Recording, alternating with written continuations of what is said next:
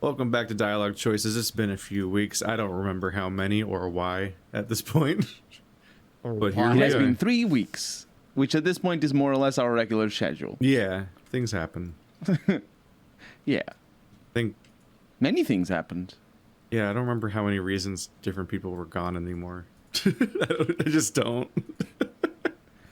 But a bunch of things happened. And selfishly, I'm like, haha, I launched my video essay channel with actual videos and also hit 100,000 subscribers. So I'm the main character. Yeah. Congrats. Congratulations. And tomorrow, I'll be dragging Andrew back to hell. Great. Oh, that's right. As we record the third game in the series that was the reason, is basically the reason he quit Let's Playing for like a year or two. Like, you legitimately, like, Oh my we God. recorded all of Zero Escape and then we were going to start airing it. And I went through and continually aired the whole thing, but he uploaded the first 2 episodes and then never aired any of it again, and also stopped uploading to his entire channel for like a year or something. Like, I thought he was just done forever. Yeah, I think you said, Andrew, I think you said that you were basically done with Let's Play. Yeah. I remember you saying that. It was probably during it- that era where you like streamed some stuff that you never recorded. Yeah. Like At that your, point, your I Sekiro mean, playthrough that's lost to time. even now, I still like struggle to upload videos. It's just been like that game is just so bad. It's just like It there's caused like irreversible damage. it really made me realize that there's so much there's so many better things in this planet than most of the stuff I've ingested in my lifetime. Like, looking back at all the games I've played, I've wasted so much time because they're all garbage. They're just all garbage. And then it just like the catalyst is this fucking awful human mistake that is an embarrassment to our species and to any other intelligent life forms that could possibly come across our pathetic existences and see this and go, oh my God, someone fucking made this and people bought it with money? You paid for this? Like, someone should have paid you to endure this. And to those who are a little bit confused about what we're talking about, even if it isn't obvious, it's Zero Escape. Yeah. Because I don't think Keith mentioned No, it. I said Zero Escape. And it's just, Oh, did you? Oh. Yeah. Because you're playing the third one. Yep, Zero Time Dilemma. Oh my God. In a It's the good franchise one, of Keith. confusing naming because it's the I good one. mean, Finally, the good one has the shown up. contrarian in me is excited because I'm like, what if I like it? What if I like the one everyone hates? After watching I can the make a recap video videos, essay that's like Zero Time Dilemma is good actually, which is like the No. exact naming Yeah. scheme people use. No, you can't, because you would have to live in a world where where the guy that wrote Zero Escape has nothing to do with Zero Time Dilemma. That's the only way I you can think make it That good. is the thing, is you always have to wonder, when everyone hates something, is it for stupid reasons like The Last of Us 2 and the Last Jedi, or is it for like Devil May Cry 2 reasons? Where this is like an unredeemable thing and you don't know how it happened. Oh, is it bad? Devil May Cry 2? Yeah. I thought it was passable. Whenever I look at Devil May Cry I think 2 in any way, I'm like, this can't be real, right? This doesn't seem possible. Like Devil May Cry. As far as I can confusing tell, the Devil May franchises. Cry Yeah. 2 is not even like quote unquote bad the way that like Mario 2, Zelda 2, and Castlevania 2 are, but like like genuine like shovelware bad. Like, how the fuck did this happen to this franchise? Capcom, how did this get greenlit? What the fuck? It's like, I don't know, maybe it was just a really strange creative endeavor type thing. I don't know, because like Devil May Cry itself only exists because like Resident Evil had an identity crisis. It's like they were making Resident Evil and they were making 4, and they're like, we're gonna change it up like crazy, because every now and then Resident Evil changes things up a bit.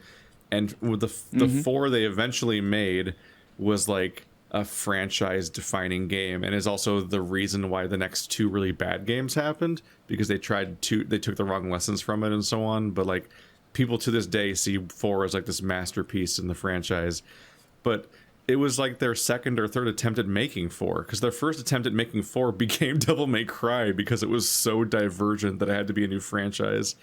So I don't know if they were doing something Yeah. really weird and that led to them accidentally making 2, but like, I don't know. It just, whenever I see footage of it, it reminds me of that time I played I liked the 3D Ninja Gaiden games, even though I never beat the first one because it was so fucking hard. And the second one I beat because it was relatively easy, but it was still like kind of challenging and fun. The third one though, I literally beat an entire level just kind of like mashing buttons and not looking at the screen. Oof. And like idiot Hayabusa Wow. would just like teleport to all the dudes and like chop their heads off, and I was like, I'm playing a video game. Like what? Like how the fucking like how the great have fallen when like fucking like I need to cover it one day and see how hard it actually is nowadays and see if I'd approach it differently or what. But like Ninja Gaiden 1, the 3D one, like the reboot Ninja Gaiden, that was like the one that for was the like Dark 360, Souls I think? before Dark Souls. Like that was like a holy Yeah, shit. yeah, I remember. Like a methodical, difficult, combat oriented sort of dark fantasy setting game. Like that was like that exact itch basically. I need to see how well it's aged and so people- on. People definitely treat it as a sort of an elite kind of game for only real gamers play Ninja It was Gaiden. fucking brutal. Like it was, I was so demoralized by the motherfucker. Like the ninjas that have exploding shurikens. Like they hurt me. Like as a kid, I'm like I can't handle this. Like they're already. Oh, it's for the original Xbox. Yeah, it's for the original Xbox, not the 360. And I need to look into like there's like a black and a Sigma, and it's one of those things where it's like because it's Those are even harder, aren't they? well, it's also like it's remember like it's hearing it's that. Capcom where they keep releasing like revisions of their games, like Monster Hunter and Oh. Street Fighter, and so there's always the question of like which one is like are they all actually better, or is one of them like a revision too far? Like I think there's like a bunch of different versions of Street Fighter, and people don't always agree that like the new one is like the good one, for example. And it's it's I complicated. I get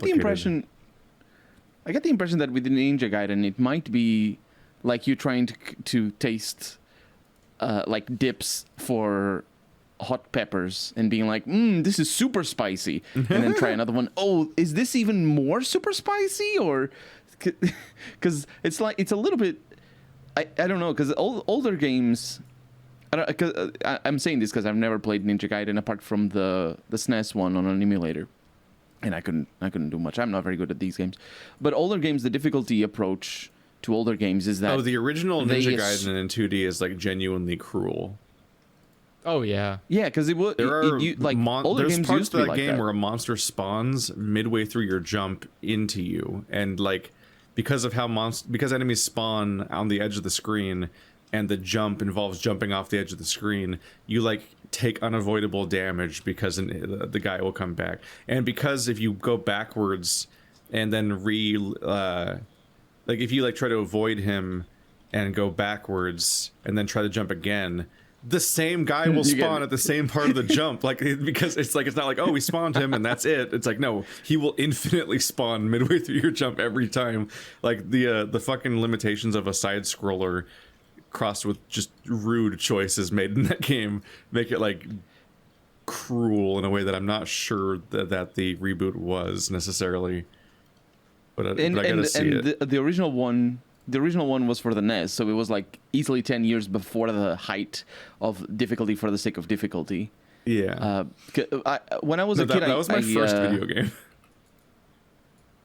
Oh, Oh, my that's God. I thought rough. it was the. I thought it was the. Sorry. I had Ninja Gaiden and I had the Duck Hunt Mario combination cartridge. Oh yeah, for. Yeah, I had I also that. think I had like the Olympics game where you use a pad that had 2 steps on it. It was like a 25 years earlier Wii balance board. I've never seen that. We're gonna make these kids exercise with their video games. The ambition of a generation. It's weird. I think. Well, just to finish off the difficulty thing, I'm pretty sure games were just marketed in like not marketed, but they were made in a way that people just assumed or just new that kids didn't have many access to many games back then. So the longevity They're meant of to just of- last forever. I get the impression, right? Yeah, they would make the games It's be like the harder. idea Or of if you don't die, you would beat the first Castlevania in like 45 minutes, I think. But you probably spend weeks trying to do that because you will just die. And Castlevania 1, you just start the game over if you die, yeah, Yeah. which is like just insane. and it's the same for the Sonic games. And Well- I don't know about the Marios. And I mean, those early do- those early NES games were built with the intention of like quarter eating. Like they still had that mentality that Even you though build they a game. couldn't Oh, take yeah. quarters. Yeah, but you always build a game. Like even continues and stuff existed because of that concept of like, yeah, games have to have like right, yeah. a continue system, right? Because then when you run out, you start the game over, and you're like, what? Why would you do that? That sounds Kids- that sounds awful. Kids these days don't know what a continue is. I never want to see Yeah. it continue ever again. Continues are. I never the want worst. to. I never want to see a life system again where you like, even as late as Crash Bandicoot, which that was my first Patreon playthrough I had to do back in the day, and it was like, you die a few too many times, you just get kicked out to the loading screen, the start screen, and you get to load your save, and guess what? You can only save like every like 5 levels or something. So it's like, oh yeah, you're having trouble with level 4 or 5. You got to play all the other ones again. And like you're you're annoyed and you're kind of rushing it, and you're like, fuck, I lost lives that I need for the actually hard level, and it's just so stressful. It pisses you off. I think in some games, especially like more puzzle-oriented games, not necessarily that they're just puzzle games, they could be fighting games, but I think in some games the life system is still a perfectly legitimate gameplay mechanic, but it has to have some measure of inherent pleasure in replaying a game, like going for a new run. Let's do it. Let's see how far I can get into this, or if I can beat it. No, I hate it. Like when we play Super Mario 3D World and it's just a bunch of levels on an overworld, I do not miss at all the fact that you don't have the ability to like get reset to the beginning of the whole world or whatever. Or in the case of Wait, I don't think it works. Or in the for case those of games, properly though. old games being reset to the beginning of the whole fucking game. Fuck that. I'm under the impression that No. if you beat Dark Souls and it didn't start over all the way to the beginning every time you died, did you really beat Dark Souls? Or did you That's just the thing, is like even the infamously like punishing Dark Souls doesn't even begin to do what actual games all did back then. And people will be like, kids these days at me when they see me as the ignorant, stupid Let's Player and whatever, and they want to be hurtful. And I'm like, bitch, I grew up with those. Don't kids these days me. I grew up with Ninja Gaiden and shit. There's no upside. It's just bad. It's just like desperate attempts to stretch your game forever. It's like, there are infinite games now. There is no need for that. You buy a fucking charity bundle and it's like, here's 500 video games for $10. You'll never play them. You'll literally never run out. You'll never play.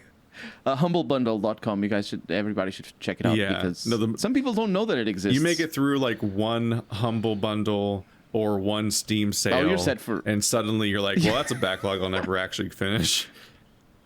Ooh, Sakura series is on discount. Nice. Then you're like, well, moving fuck on. I was thinking of a game that I played on a Saturn, and I don't know if it was a very famous game, because somebody gave it to me for free. And I was like, okay, thanks. And I had fun with it, but it was called Blast Chamber. And it was a series of 3D puzzles, effectively, where you competed against 4 or 3 other little dudes. And basically, you had to carry a bomb to... I think I might be misremembering the exact details, but you had to carry a bomb to an objective. And it was sort of a labyrinthine level where you could rotate the level and use gravity that way, and there was a bunch of mechanics, and it was really a puzzle game at the end of the day. But it was also time based, and you were against the AI, so they could like steal the bomb from you or push you off, and you could do the same to them. I thought it was I probably was 13 at the time or something.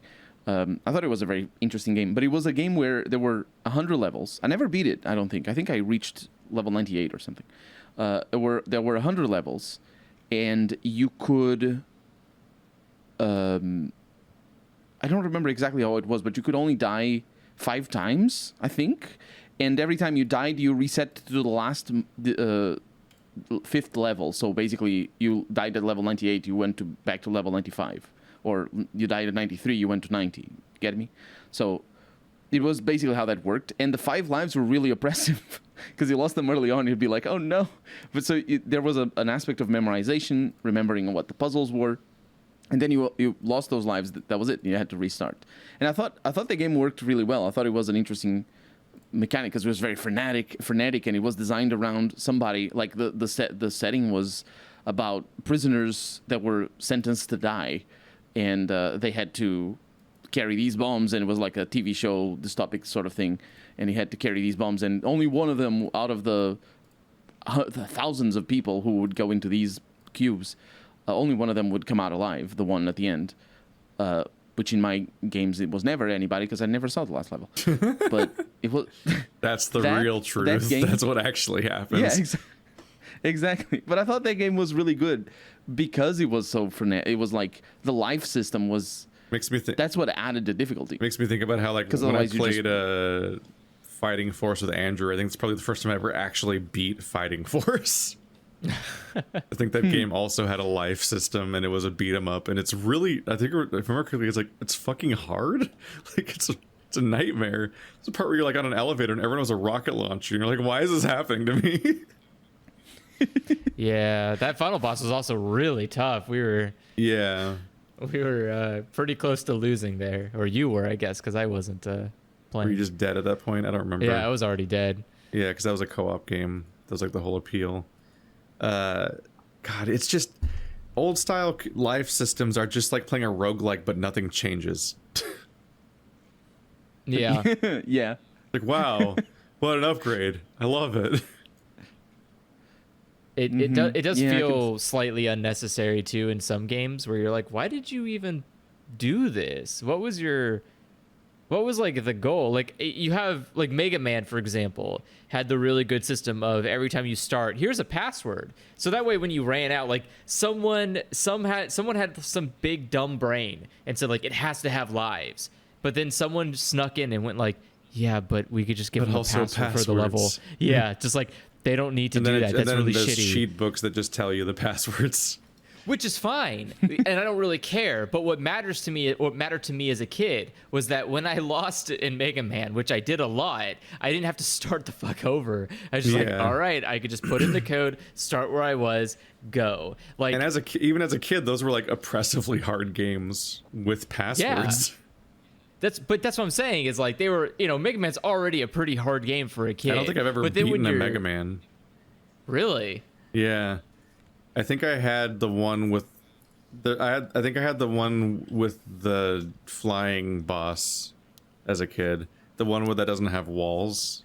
It's like, oh my god, a giant scrolling boss chamber. This would be a subversive element of this franchise if I had played them before and knew that this was new and different. Because it's always like you do the freeze frame walking through the door twice, because like you go into the hallway, then out of the hallway, and then you're in the boss chamber, and then you're stuck in a single screen with the boss.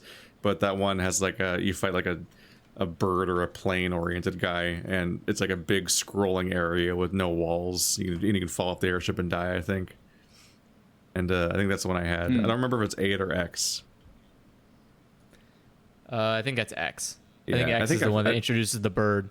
Yeah, because I think when I watched the sequelitis, I'm like, I recognize this weird bee helicopter in the intro. The bee helicopter? I remember it. Isn't he just a bee? Am I? Isn't he? I mean, yeah, he is just a bee, but he's just a bee. But, just a bee-shaped helicopter. Like, I don't know why, but he is. I don't question the Mega Man universe. I've always preferred melee over guns, so I always played like Castlevania instead of Mega Man and Metroid. Like having That's why I always play Mario. Well, Mario is not melee; he's jumping. You don't have a hammer. That's the truest melee. He has no weapons, only the feet. real melee. Melee for adults. It's got to be really difficult. Like, not only have to you have to jump very high above all the enemies, and of course Mario jumps very high. But then you have to control your fall, and you take about as much punishment as your enemy. Because if you think about it, if you do enough damage to like basically the force has an equal reaction, right? You're basically being hit in the legs from below by the enemy that's coming up at you, as you fall on top of it, and that's gotta hurt, especially turtles. If I fell on a turtle, I would die more than the turtle would die. I would die if I fell on a turtle. I think I would. Those things are hard. It's like cement. I think you're overestimating turtles. Yeah, I don't think you would be hurt. I think you would probably fall over. I think turtle shells are probably not the most stable things to land on, but I don't think you would hurt yourself. I think you'd just be like, "Whoa, that was a tough landing," but. I'm just saying, have you seen how high Mario jumps? That's like 3 or 4 stories high sometimes. Is it? What is the... No, he's not jumping 4 stories. No. Well, it depends. Let me look at it. I think you should probably judge, if you're doing like game theory math about his height, you should probably base it on his not small version of himself, at least. Oh. Because he jumps really high compared to the small version of himself, but I don't think that's supposed to be the normal one, because that thing's a deformed little nightmare. Okay, so maybe he just only jumps 2 meters, like which is 80% just Olympic head. level of 80%. I mean, That he's jumping pretty high for a plumber, but he's not like. And he's probably jumping higher than anyone has ever jumped. That's not true. But still not 4 stories, I don't think. No, I think he probably jumps only like 2 or 3 meters at most. But I think, what is the world record for height jump? I don't even know what it's called. I think it is around 2 or 3 meters. Let's see. Tall jump? What is it called? Standing high jump? Or standing? Well, it's running jump. That's the one. No, that's the running is a long jump. I think it's a standing high jump. I think it's a standing high jump, which is 1.70 meters. Only? Oh, but the standing. But they have like this record where they run into a little You're talking about the platform and then the run and jump. Yeah, it's like a running jump, but it's about how high you get. It's basically the same as the standing one. The standing one is really difficult. I've seen them do that. And You're talking about like long jump? No, it isn't it's basically like the standing jump, except long they have jump a run. silver. Have you never seen that? I feel like you're talking about weird filler pedantic things in Olympics where they run out of shit to show you, so they have to make up fake stuff to do. Like that sounds like one of those.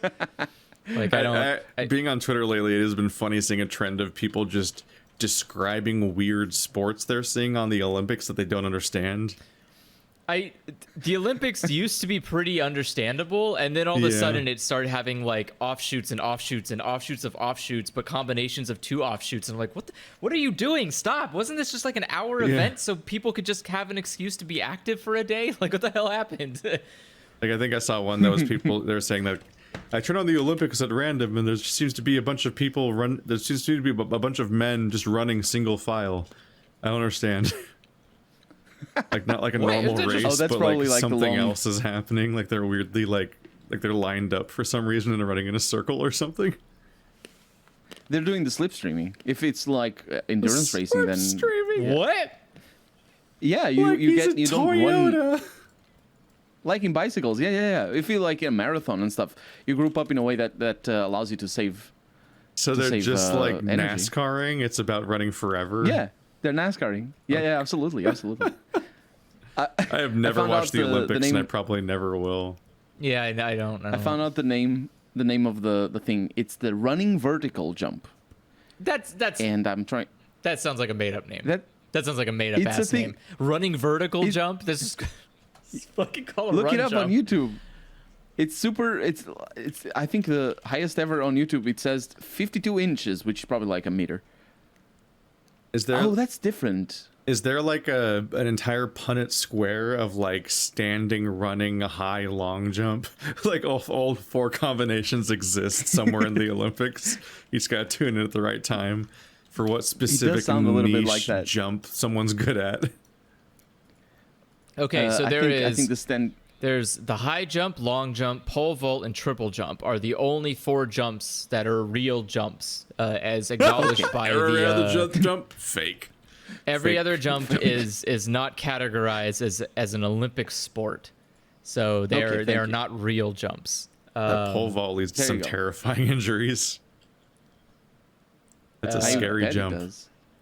Triple jump sounds kind of like someone's It's like pushing the Mario. limits here.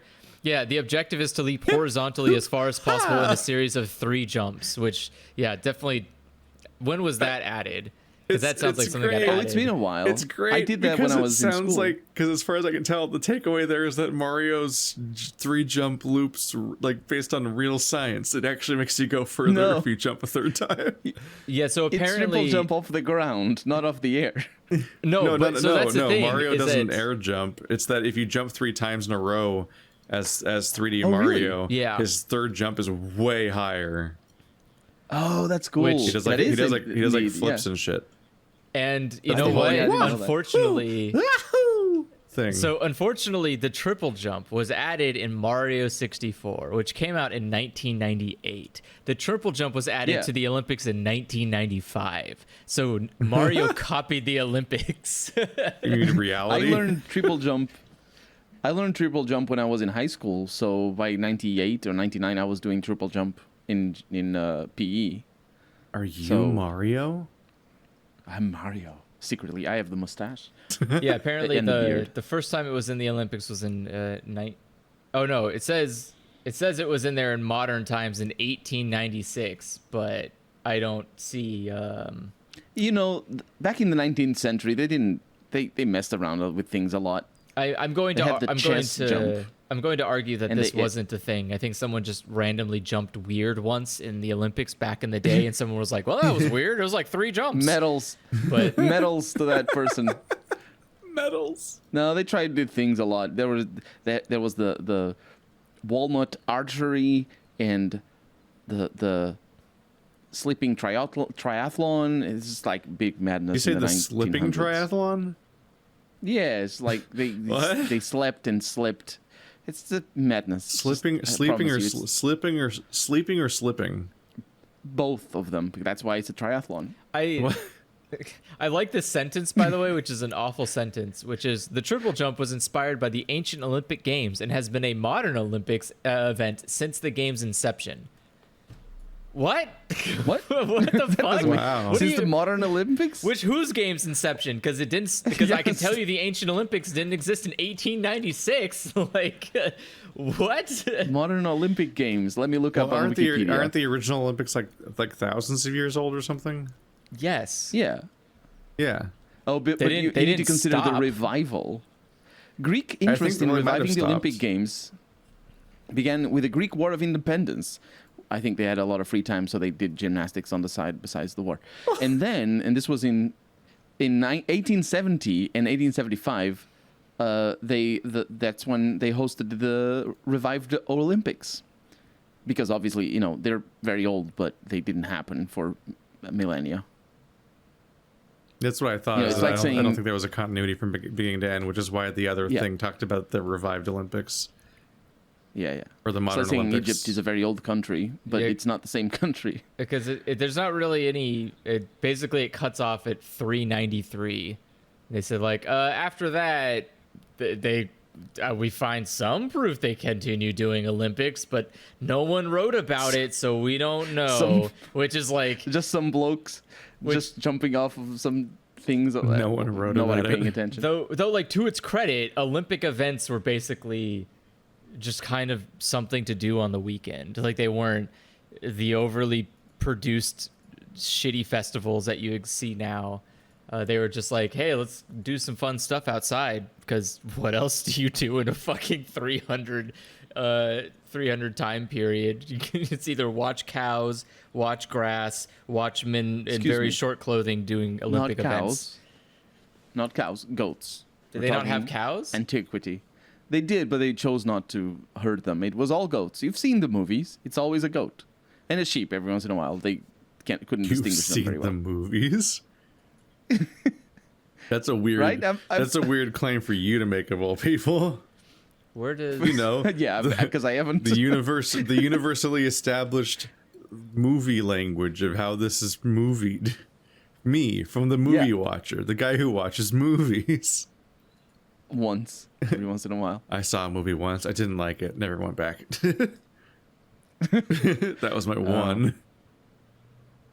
it was? Speaking of which, now I I'm hear curious to like who started this whole shitty mess. Like who was the asshole behind creating the Olympics again? And it's the Greeks.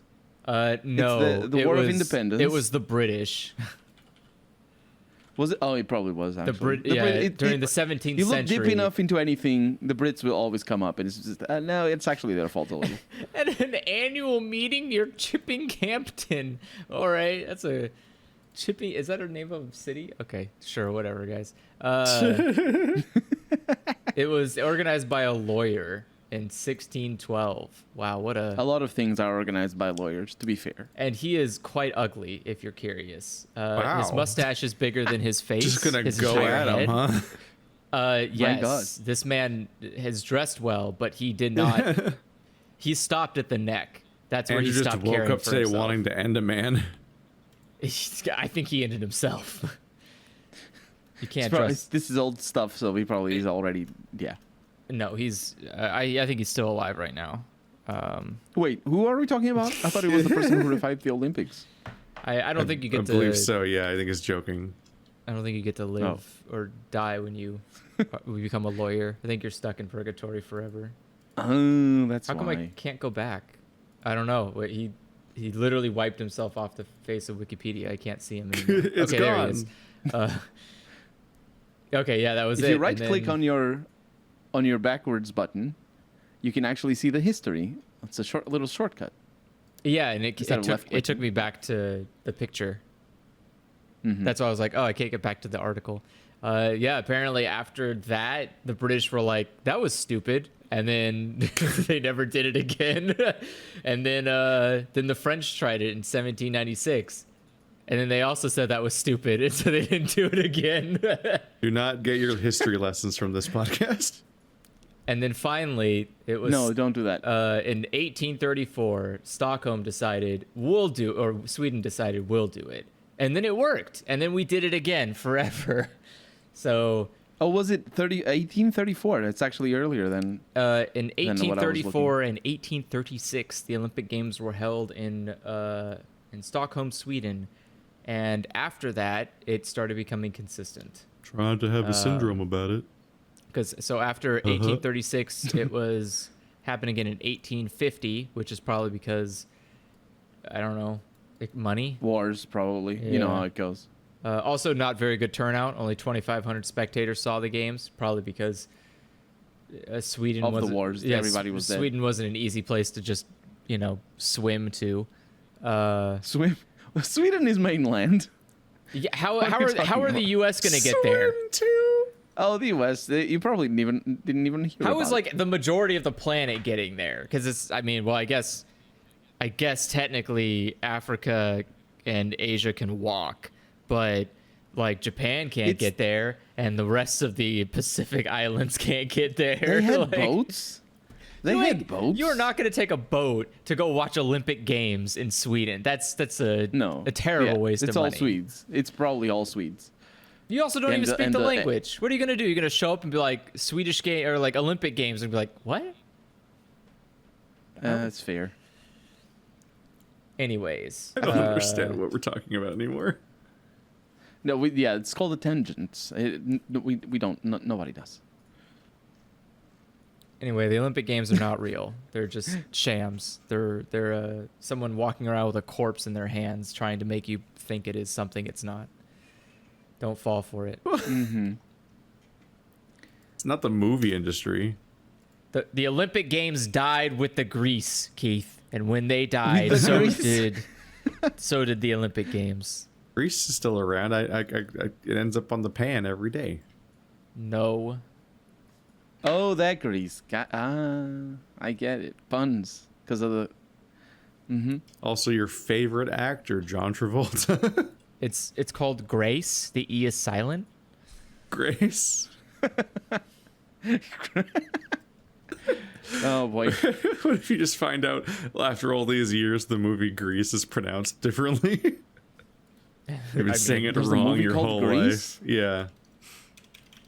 It's like that time I found out there was a band called Portugal, and they had never been to Portugal. Uh-oh, I've made a terrible mistake. How do Why I did they fix do this? What'd you do? I'm typing in Russian. There we go. Oh, I thought you broke your recording. The only thing that could possibly matter to me. Oh, okay, sorry. Typing in Russian is one of those problems. I realized I typed in a phrase, and I looked at it, and I was like, that looks like spaghetti. Someone wrote spaghetti on my search bar, and then I looked down, I was like, oh, it's in Russian.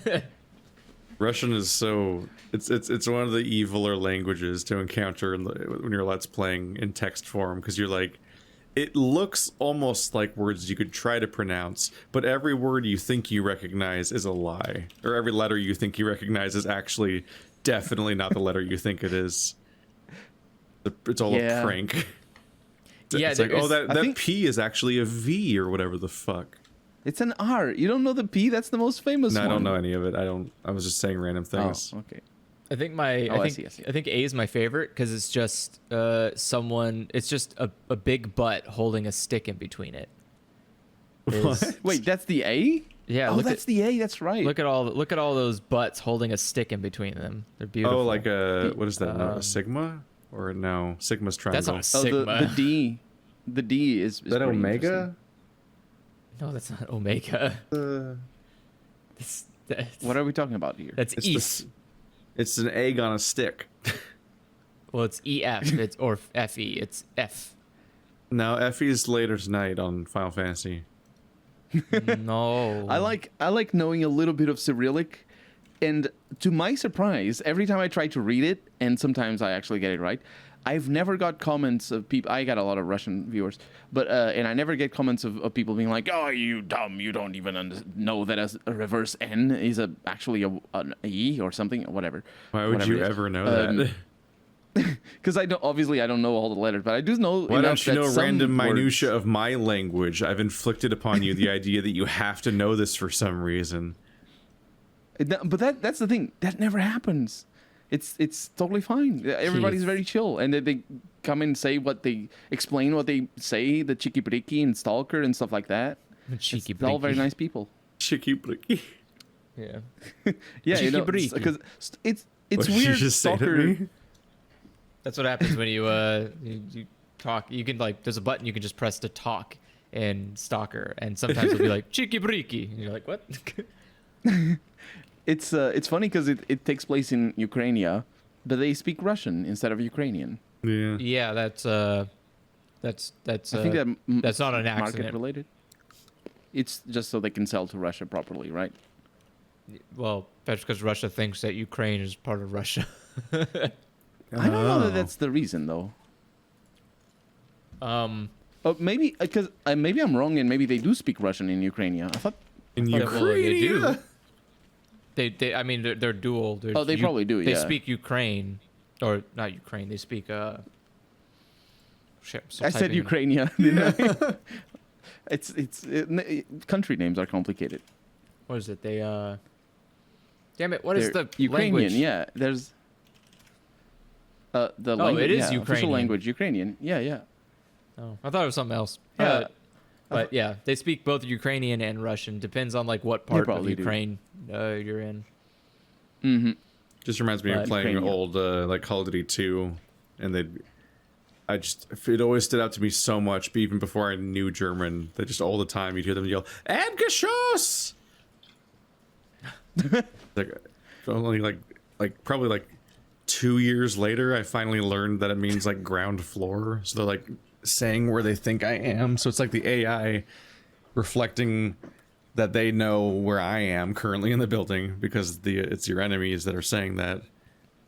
I like Also, that. It's, I can't believe you don't know what that symbol is, Keith. We played Virtue's Last Reward. That's Phi. It is. Come it is on. a Phi. I thought it was something that Oh familiar. yeah, Phi is. I did guess Sigma Phi's for a Greek. second there because we did play, because he's the other character in the same game. Yeah. Then I think I'm it has a wait a different minute. name in. Wait, actually, oh wait, I'm wrong again.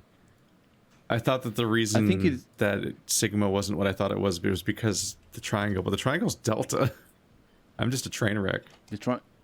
The delta is Greek again. How, You're how mixing it up dare you, 'cause Keith, not remember a dead language? Well, delta comes up in math a No. lot. That's important. Greek is not Like dead. delta V or whatever. They write in the, yeah, they do, and the phi as well. The phi is for the diameter. It's used as a diameter or a section. No, section. Yes, I think. That's not what Greek looks like. I thought Greek looks like it looks different. No. What from the delta? Yeah, delta is a Greek letter. Yeah, but I thought like modern Greek looks different than ancient Greek. Oh, yeah, probably a little.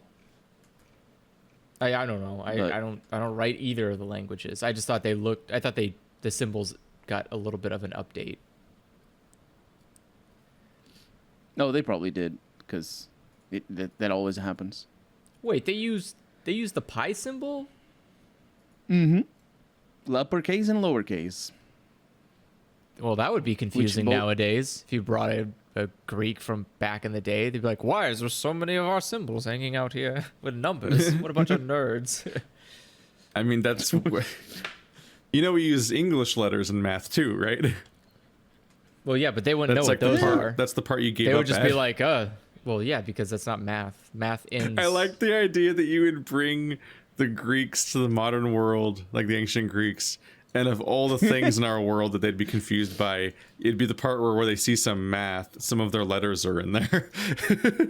Yeah, because they would be As like, if they wait, didn't have any of them in their math. did yeah, they exactly. not? The reason why they're But in it's math, not like the reason why they're not they're going to be confused by like visual novels or anything. or computers. It's going television. to be the math that has their letters in it. I don't know, man. The- Don't those symbols because the mean reason- something? What a world to be alive in. The reason they're in maths is because it's from Greek mathematicians. A lot of the newer concepts are all normal Latin letters because they're just a lot later, like E or C or stuff like that. Why would you put it in Latin? E is a Latin letter. But I'm saying if newer mathematical discoveries have Latin, why would you pick a dead language? They didn't invent that math. What Wouldn't do you you- mean that language? Why would you use I don't Latin know what the characters? fucking hell he's dying on at this point. We use What the is this? Latin I'm alphabet. not sure what this English conversation and is. Portuguese and Oh, I thought you were saying that they were like they were using like Latin words to like Oh, for no, math. it's And I'm just like, why letters, would you use No, it's not Doesn't make sense. taxonomy. oh no, yeah, it's that's all I thought. not letters, not words, just letters. I understand the confusion though. It's my It also doesn't help Vici that we call algorithm. the letters and the language Latin. It'd be really helpful if we just used our Latin to create a new word for that. Well, it's just it's the Latin alphabet or the Roman. I say Latin, but I think Roman alphabet might be more common in English. But it's like the Yeah, maybe. Arabic I don't think it's numerals. called Latin. Yeah, it might be Roman. Roman, definitely Roman. Yeah, I'm thinking to the encoding things. It's Roman. So it's like the Arabic numerals. That's the numbers we use. It's the Arabic numerals because the Roman numerals are completely different. Yep, they're annoying. I came to a. Oh, this might be a little bit out of the scope of our podcast here, but I came to a I realization. mean, we're taking on our entire language. I don't know what else could be outside the scope. I do Okay, like. okay, so bear with sorry, me. Go for it. Bear with me. Do you know how we read from left to right? Yeah. Okay. Wait, A you while do back- that? That's weird. That's not normal. You don't read up a to while down. back.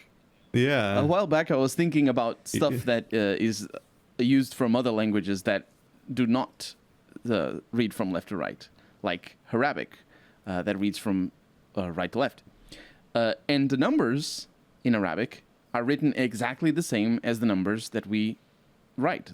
So 1984 is 1984 in Arabic. Not And it's the same. exactly.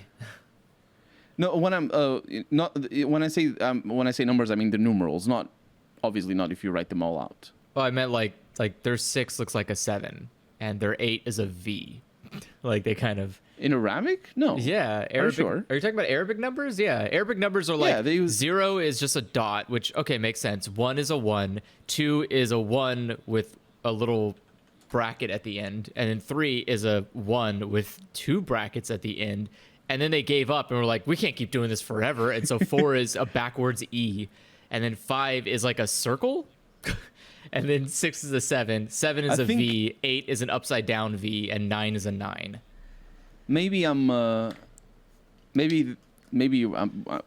confusing something here, but I just as a quick and just going back to what I was looking into, I looked 1984 as an example on Wikipedia, and then I went to the Arabic, so ar.wikipedia.org/Wikipedia/1984, and you see the numbers all throughout the page, and they're all 1984. So they don't write 9,891. Do you know what I mean? That's basically the gist of my argument here. There might be something more that you're referencing, but I don't know about those special numbers.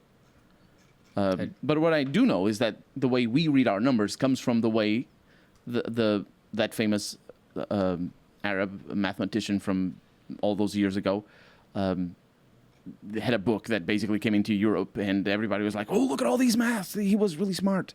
Let's study this." It's basically how it History. works. So what I was thinking was that, wait a minute, we start reading a number 1984 from left to right, but in our head we look at the number and we see immediately what it is, right? We look at a number, we don't need to read it out loud, or generally I don't need to read it out loud, small numbers specifically. We just look at it and we see, oh, it's 1984 or 23 or something, but we appreciate the number from left to right. But it doesn't make sense for Arabic readers to do that. And I'm thinking that we have our numbers in an order. Do you know how the zeros to the left don't count to anything?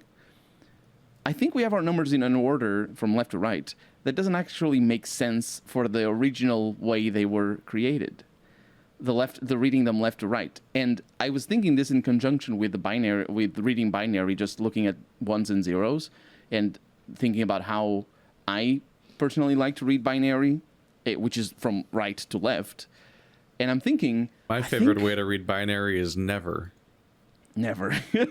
But I'm thinking... What I think is our numbers what kind of are like actually flagellation is that? Like, I would just like to be worse off today. It was just a thought experiment. Let's read binary. But my conclusion was that, and I ask any Arabic people who know Arabic in the comments to let me know about this, because I have some people that I can ask directly, but it's nice if it's in the comments because it's easier for us. Also let me know if his pronunciation is a real one or a kernelization. I don't know. Of Arabic? Yeah. Or Arabic? I have no idea. I've never heard it before, but I'm like, it's one of those times where I'm like, I don't know, it could be real. It probably isn't. He's saying it a lot confidently, so maybe he knows better than me. No, definitely don't. It's Arabic, I think. But yeah, what I'm saying is our numbers are supposed to be read right to left. That's my conclusion. That's why I went in this roundabout way of explaining it, but and I don't know if I did a good job of it, but that's how you get kicked out of a party, is you start to tell this story. You tell a 10-minute story about how you think numbers might be backwards. Yeah, exactly. Our numbers are backwards. And I think it is. I like how the story ends with you not being sure. Oh, I'm not. Yeah, that's the thing. But think about it. When you see a number, it's like, have you ever seen? Do people I tell you my phone number and I start. If I say the numbers 9, 1, 6, 5, and you can write them down, it's easy for you, right? But some people, at least here in Portugal, I think, like in France, it's always like this, but it depends on the language. But some people say like 9, 1, 23, 50, 71. Do people do this in the US? Do you know the pain that I'm about to describe? What I like to do... There's specific cadences where it makes sense to say the numbers as if they are a 2-digit number, but it's usually like the pairs that are in like an even thing. Yeah. Okay. Yeah. Okay. It depends on. Yeah, it would depend on like there's a 3-digit opening number and maybe another one if you include the area code, and then after that you might say the last 4 numbers as 2 pairs if you feel like it. Yeah. But it's also just as common or likely to not do that. But if you're a real asshole and you're leaving a message on your messaging machine, And it's like, oh yeah, call me back at blah blah blah blah blah blah. And at one point they'll be like, yeah, call me back at 9. Like they'll wait too long, and you'll write down that's what I'm saying. Or 17. Like, 1. Yeah, exactly. That's what I'm referring. So basically, you got it, Keith. You got it. That's what I'm saying. If you think about it, the numbers to the left are. If you see a number that starts with a 1, you don't actually know what that 1 means. It could be just 1, or it could be 10, which is an order of magnitude higher. It could be 1,000,000.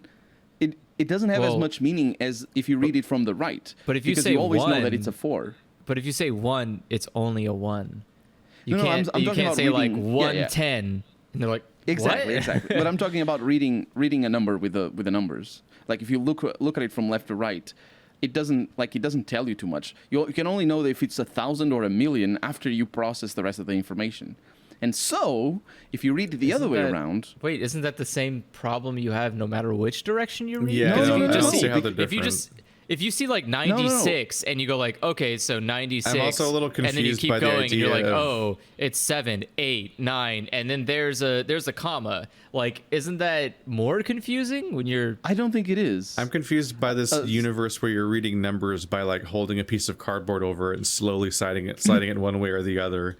It's like, you know how big a number is because of how big it is. Like physically, how much space it takes up on the paper. You're like, oh, it's a lot of digits. That's how big. That's how you know for how big many it numbers- is. You can't read from left for or big right numbers- to better understand how many digits there are. It's just how many digits there are. Yeah, but for big numbers, that's not as easy though. And I ask you, the next time you have difficulty, That's why we have judging a big number, 'cause- commas. Yeah, that's true. That's absolutely true. But And like you if always think judge how big without- something is by checking how many digits it has, because that has more That's effect what I'm on the saying. that has more effect on the size of the number than any of the actual values in the slots. So it's not about Hey, reading that's it what from I'm left to saying. right or right to left. You just count how many digits there are, and that's how big the number is. If you read from right to left, you immediately count all the digits, and you also know all the details about the number That's and not on the true. way. How do your eyes Nothing work? about Do you not- nothing about reading right to left instead of left to right makes you count the digits better. It's just you just need It to know does. the number of digits in total either way. Think I of don't- 1984. Think of Okay. 1984 and read it Well, from right to left. 1984 You is a have word. 4. Is a number that's so small you see it like instantly. For because sure. that's For- how yeah. we read. I'm just because using that's it- how we read words. Is I'm any, just using any it as an smaller word example. you don't actually like read left to right. You just see the word in its entirety all at once. I know, and this is absolutely true. That's why I said that for big numbers this works better. But this is just an example.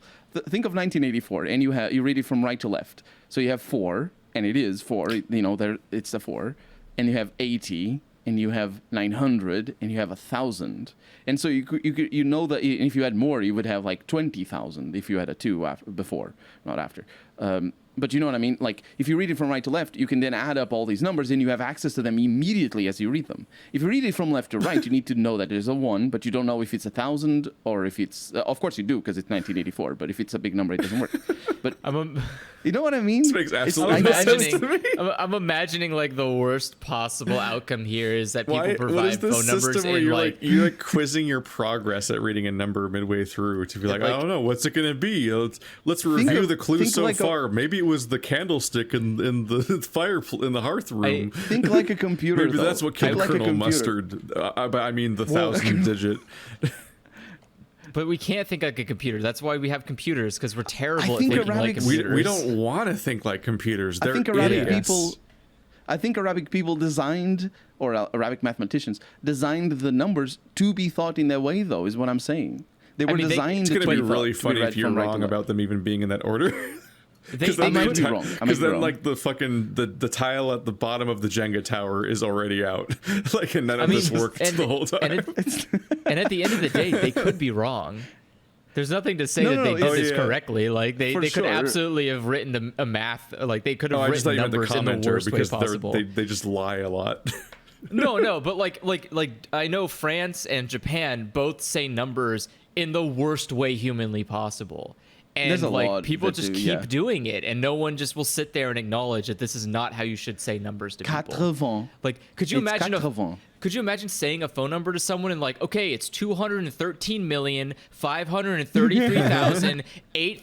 213,533,8,224, and someone's like, what? Oh, yeah. What the fuck did you just say to me? Don't Wait, ever yeah. do that again. Like, Something about French numbers is like fucked up, right? Yeah, you have to But say it's you not have the to phone say like numbers. The you phone have to numbers say are easy. You have to say The like phone numbers are easy because they have a rule. Well, yeah, but yeah, I mean, because God forbid if you have to say a fucking course. phone number, like. Yeah. But go on. I think I know what you're But referring. yeah, no, yeah, it's like, it's I want to say that you have to say for the number, you have to say the 10th first, so you have to say like 40,002, and it's like, what? So it's like you have to. Basically you have to say like there's different levels. There's like different words for each level of number. So what I do know is that, for example, I think that it might be the only example. 80, they say 80, which means 4 20s, and there's a lot of European. There's exactly. That's actually. I didn't think about it like that. So yeah. Wow. So like so in the French are lit. Yeah, French are lit. In French, Deleting this like podcast. 100 is cent, but 101 is cent on. Like, Cent why on, would you yeah, do yeah. that? Yeah, that's like a lot of. That's like Portuguese actually. I And feel you like have I to- heard, find it. I feel like yeah, you I have to heard say something it way based on weirder the- about their numbers before. This doesn't sound as weird. Well, so Yeah, it's not. I think it's Dutch that has the really weird numbers, and I think some versions Well- of German also has really weird numbers. Like, and so it gets worse the bigger the number, like the more complicated the numbers are. So like, say 225 is 225, 200. where 200 is 200. I know that okay, German what- has, how did has you- the same weird problem as English, where for some reason we treat the teens as like a special kind of number that shouldn't follow the semantic pattern of the rest of the language. yeah, the French has the same problem. Portuguese Yeah. does as well. I think that I has don't to know do why with that's the way it is. our language tends to be base 12 rather than base 10, and it's why you look at the English numbers 1, 2, 3, 4, 5, 6, 7, 8, 9, 10, 11, 12. Those are all different words, and then you get the 13, 14, and those are very similar. That's the base 12 base of our of our language, because we think in 12s. It's a much more natural way for humans to think, instead of thinking in 10s, which is more based off of the Arabic. I got it, pronunciation. Arabic numbers. So how would But so? even, Continue. Sorry. Yeah, sorry. I was gonna move on. You can ask. Oh, I was gonna say. So, for example, 80. How would you say 80 in a how you say 80 in a normal civilized world is 80? You say the number. Where in French it's 420s. That's 20, yeah. that's the weird. And you're like- right. Is that And the you're like, French? what? The French count in 20s. That's what's so Yeah. fucking weird about French. Yeah, that's the weird fucked up But they thing I only do heard. it for the 80 and the 90. No, it's- yeah, I think so- I 90 think they is do it more than 10. that. And so Oh, 96 is 4/2016. Like, Yeah, No. that was the weird No. shit. The That's fucking the one. Thank you. fucking cent un was like nothing. That didn't matter. But it's the weird 20s but that's shit the one. where they count in bizarre intervals and they keep going. And you're like, But 60 oh god. 60 is normal, and 40s are normal. Because 70 is 60/10. Is it 60-10? Yes. Oh, it is. I forgot about that. All of them are awful. All of them do this. Like the moment you get past the 20s, it becomes hell. You have to Oh, start I counting forgot. in like I forgot. It's awful, and like Japan does the exact same thing, and it's rude. I don't want to do that, and I don't want to say it like that, and I'm just not Count- going to pronounce your numbers correctly. I'm just going to tell Count you your- the numbers. Count yourself lucky that we don't work in dozens, though, in dodecs, But like, which is the term for the base 12. you can just be a human and say like on, and that's so much easier than it would be to saying like sent like what is it, But that- sent dicks on, But like the- sent dicks but on would have Andrew- to be what you say. Like awful. No, just say un But 3 Andrew, times. that runs into the limitation of the numbers being supposedly read from right to left. Or or whatever. It's 111. But if you add another one, you completely change the meaning of the original ones. The numbers are supposed to be read from right to left, but in spoken speech, we give meaning to what they are. When we say 1,000, you're giving But- meaning to that. You don't start with one. I have no 'cause idea what you're otherwise- saying. I bet there's like a If you genius change the mathematician in numbers, the it comments completely being changes like, the "Yes!" meaning, but it's somehow special in only one direction. But I don't know. It's I true don't, though. Like zero. It's if you true add a that zero to the end of a number, if you change a number, it becomes a different number. Yes, that's how numbers work. Yeah, I but don't understand so like, how you're but like with- prioritizing it though. Like one direction matters more. because it does. Like right? Am I wrong in this? Like if you I no don't, idea I don't know. what you I mean. couldn't tell you. Yeah. That's why I said that I don't know if this is within the scope of a podcast. This is like a minute physics kind of video style question. He would have I been need done to- I 10 need to- minutes ago. And confused why it's happening on the physics channel. Exactly. That's true. Actually, It's number so, file then. So it is weird. I need It is to- weird I need that to write the number file. some You're people gonna write live Brady a, our podcast question. Just send him our podcast. Yes. Just watch Some- this some whole poor- thing. It'll get to it. It gets good eventually.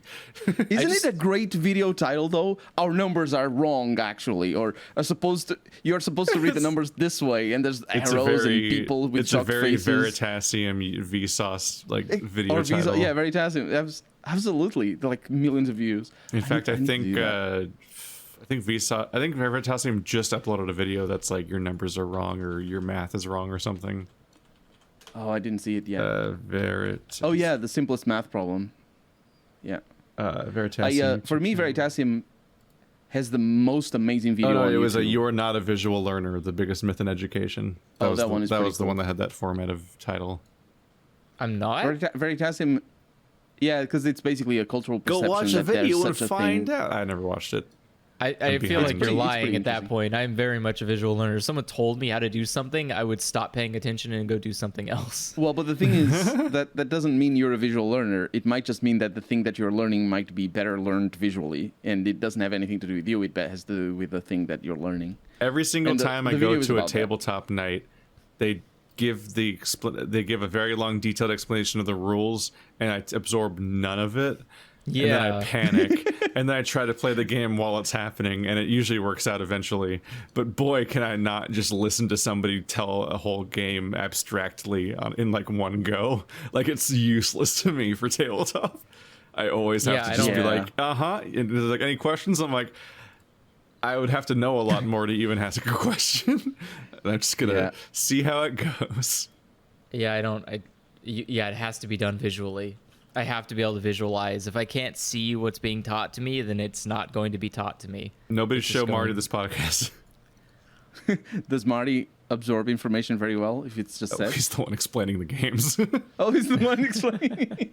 While I'm pretending to understand him, and I'm like, I don't think he doesn't watch. Otherwise, you he never wouldn't be friends know. with us anymore. He shows up at random intervals, having consumed. Having me, the most- consumed. Yeah, The most amazing video by Veritasium is the one where he says, "No one has measured the speed of light," and he explains how that is and why that is. Have you guys ever seen that? That sounds kind of hard Maybe. to do. Can you I've like seen put a a tape lot of measure to science light? videos. Are you allowed to just like, and then just go like, I see. You're 10 inches long. The way basically the gist very quickly is that the way we experimentally measure the speed of light is with mirrors. You shine a light into a mirror, you measure the time it takes the light to come back, and it's the two-way speed of light, and it's actually how it's defined. C is the average of two-way speed of light, and the video goes over that. But the one-way speed of light is what is impossible to measure because of, Einstein stuff. It's an amazing video. Because But what it the ends light up has to bounce. yeah, in yeah. order So to measure it. Yeah, it's complicated. If you watch the video, it's really good. But the just my point why I'm referring to it is that by the end of the video, I was rethinking what it means to be now. So you know how it takes like 10 minutes for the light to reach the sun, or for the sun's light to reach the earth. I think it's 13 minutes or something. Do you know that? Something like that, yeah. So when we think of if the sun went out now, we would only know in 13 minutes, right? Mm-hmm. So that video made me think that now doesn't exist until the light actually reaches us. Now Because doesn't it's exist. I mean, that's Yes. that defines it as your eyes being the entirety of your existence, and you have other senses Exactly. beyond that, including your thoughts. Like your Oh, not vision does not define Not just consciousness. eyes. Light is not just visual; it's everything. Light How is the hell do you influence measure everything. that? What do you mean measure? How do you measure the speed of light from the sun to the earth? Oh, you measure the distance, and then you know you Yeah, already know the speed of light. Yeah, you figure out the speed Yeah. of light, and then you just calculate the distance, and be like, it takes how long? Yeah, yeah. Assuming we're right, But- because it'd be hard to Yeah, tell. like isn't this all based on assumption though? Like, It's is there something we actually theoretically know, little. assuming that nothing weird has fucked up the numbers somehow. Like there's a space cloud right there that like light takes a vacation in there for a year before before it leaves the sun. I feel it's like a this little is- based on assumption, but it's a lot more well understood than even gravity is and stuff like that.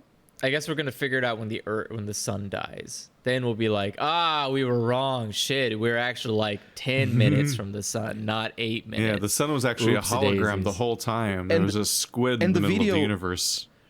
And the video is specifically about that sort of dilemma because we don't know if light travels faster one way and slower the other. So it could be that we are instantly seeing what the sun, what the light coming from the sun. It's just that the light coming from the Earth to the sun takes twice as long because of that two-way speed of light measurement thing, and that's the premise of the video. So because it is possible to make all the calculations like that, it is absolutely legitimate, I think, to think of the now as what you actually have access to, because that's the limitations of, for example, the visible universe is like a barrier because the light is never gonna reach us from outside the visible universe, but that doesn't mean that things don't exist beyond the visible universe, right? I think this sounds like a job for robots. Like, I don't think humans are the right people to figure out the speed of light. We know the speed of light. That's the easy bit. No, we don't. We have an approximate theoretical idea of the No, speed it's- of light. Everything. No. I think the speed of light is set. That's the constant. It's everything else that we don't know. So, but when we say that, like for example, the meter is based off of the speed of light. It's the distance light travels in a vacuum in a certain amount of. It's in a certain amount of time. It's a meter, and so we always know the speed of light. It's c. Everything else is based off of that. It's kind of It is weird ex- to think about it if you're It not is too. exact by international agreement. Okay, well. No. It's the other way. When you phrase it that way. Yeah, It's like the it other way doesn't. around, though. It's like you're saying you don't know the. I don't know what would be something that we base our.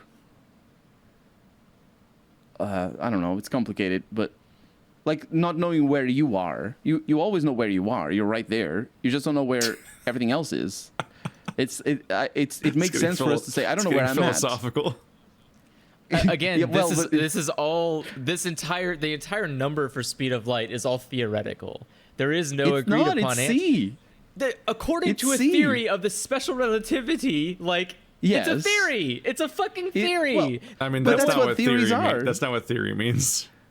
Is it That's not? what theories are. They're the way theories that do things not are explained. mean the word. It's not used the same way as the word that people use. Yeah. In it's not a normal life. hypothesis. Yeah, It's an actual explanative Yeah, theory. But But isn't when but that, people- isn't when that people- only when- until when- someone else can propose a different theory to counter it? No. Yeah, but that's, it's not- You you propose a can't just get- hypothesis. but when if people you say like, make "Oh, a I have a theory," when like in a mystery or something like that, So- what they mean is what scientists call a hypothesis, which is the idea at the Yeah, beginning you talk but what about, as Andrew- opposed to like a theory is like an incredibly rigorously tested thing. Yeah, but what Andrew is asking is if somebody comes around and disproves Einstein's theory. Yeah. That is a valid question to ask. But Yeah. it's important to remember that you can never disprove a theory by disregarding its conclusions. You always not- need to explain What better that's what I'm things. saying is like we could just not know that we're wrong about the speed of light. Yeah, but that's all No, we do science. because this. Yeah, We do because so, it's defined like that. The speed of light in specific is defined like that. There's like a we're very never high gonna. standard for a theory. No, I feel it's like everything the- depends on it. It's if the speed of light were different, it wouldn't make a difference to us because everything is defined by whatever it is. So the time is defined by speed of light. The distances are defined by speed of light, not the other way around. Like if we didn't know, like if the speed of light was suddenly slower, nothing would change, both in reality and in our theories, because everything else changes accordingly, and we perceive the same thing. It's kind of weird. Well, actually, there's some things that do change, but I feel like that's important. Like if someone came along and told us the speed of light was incorrect, we would probably there'd be some like problems there. Someone would be like, It "Oh, wouldn't. fuck!" Like It wouldn't. It wouldn't. no, it wouldn't. I think there are some things that it would affect, specifically for gravity, because of the because we don't understand gravity very well. But for our calculations, the speed of light would like if this light traveled like from now on until forever, just a switch gets flicked in the universe, and light travels at half the speed.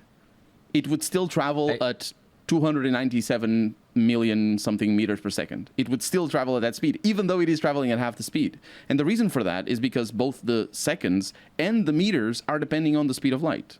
So you're changing a variable, but everything else changes along with it. Do you know what I mean? So even though the light would travel half, it would still be the same numbers, is what I'm saying. I guess. I know it's a little bit weird. There's a lot It's of. a little- There just seems like a lot of measurements that I would be incorrect if we did not have the correct speed of light. Yeah. I And think, we would, yeah, we would if need you're- to if like you're- yeah. rethink a lot of stuff. We'd be like, oh shit, maybe those planets are actually further than we thought, or like We're I even guess more alone usually- in the universe.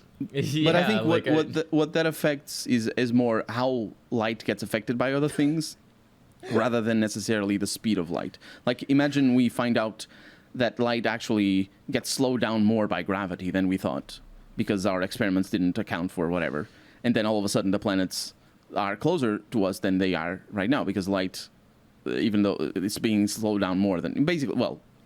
It's less about the speed of light, but rather how light interacts with other objects that matters, and that's why it's easy for things to change, and that's why when they say this galaxy is this far away from Earth, there's always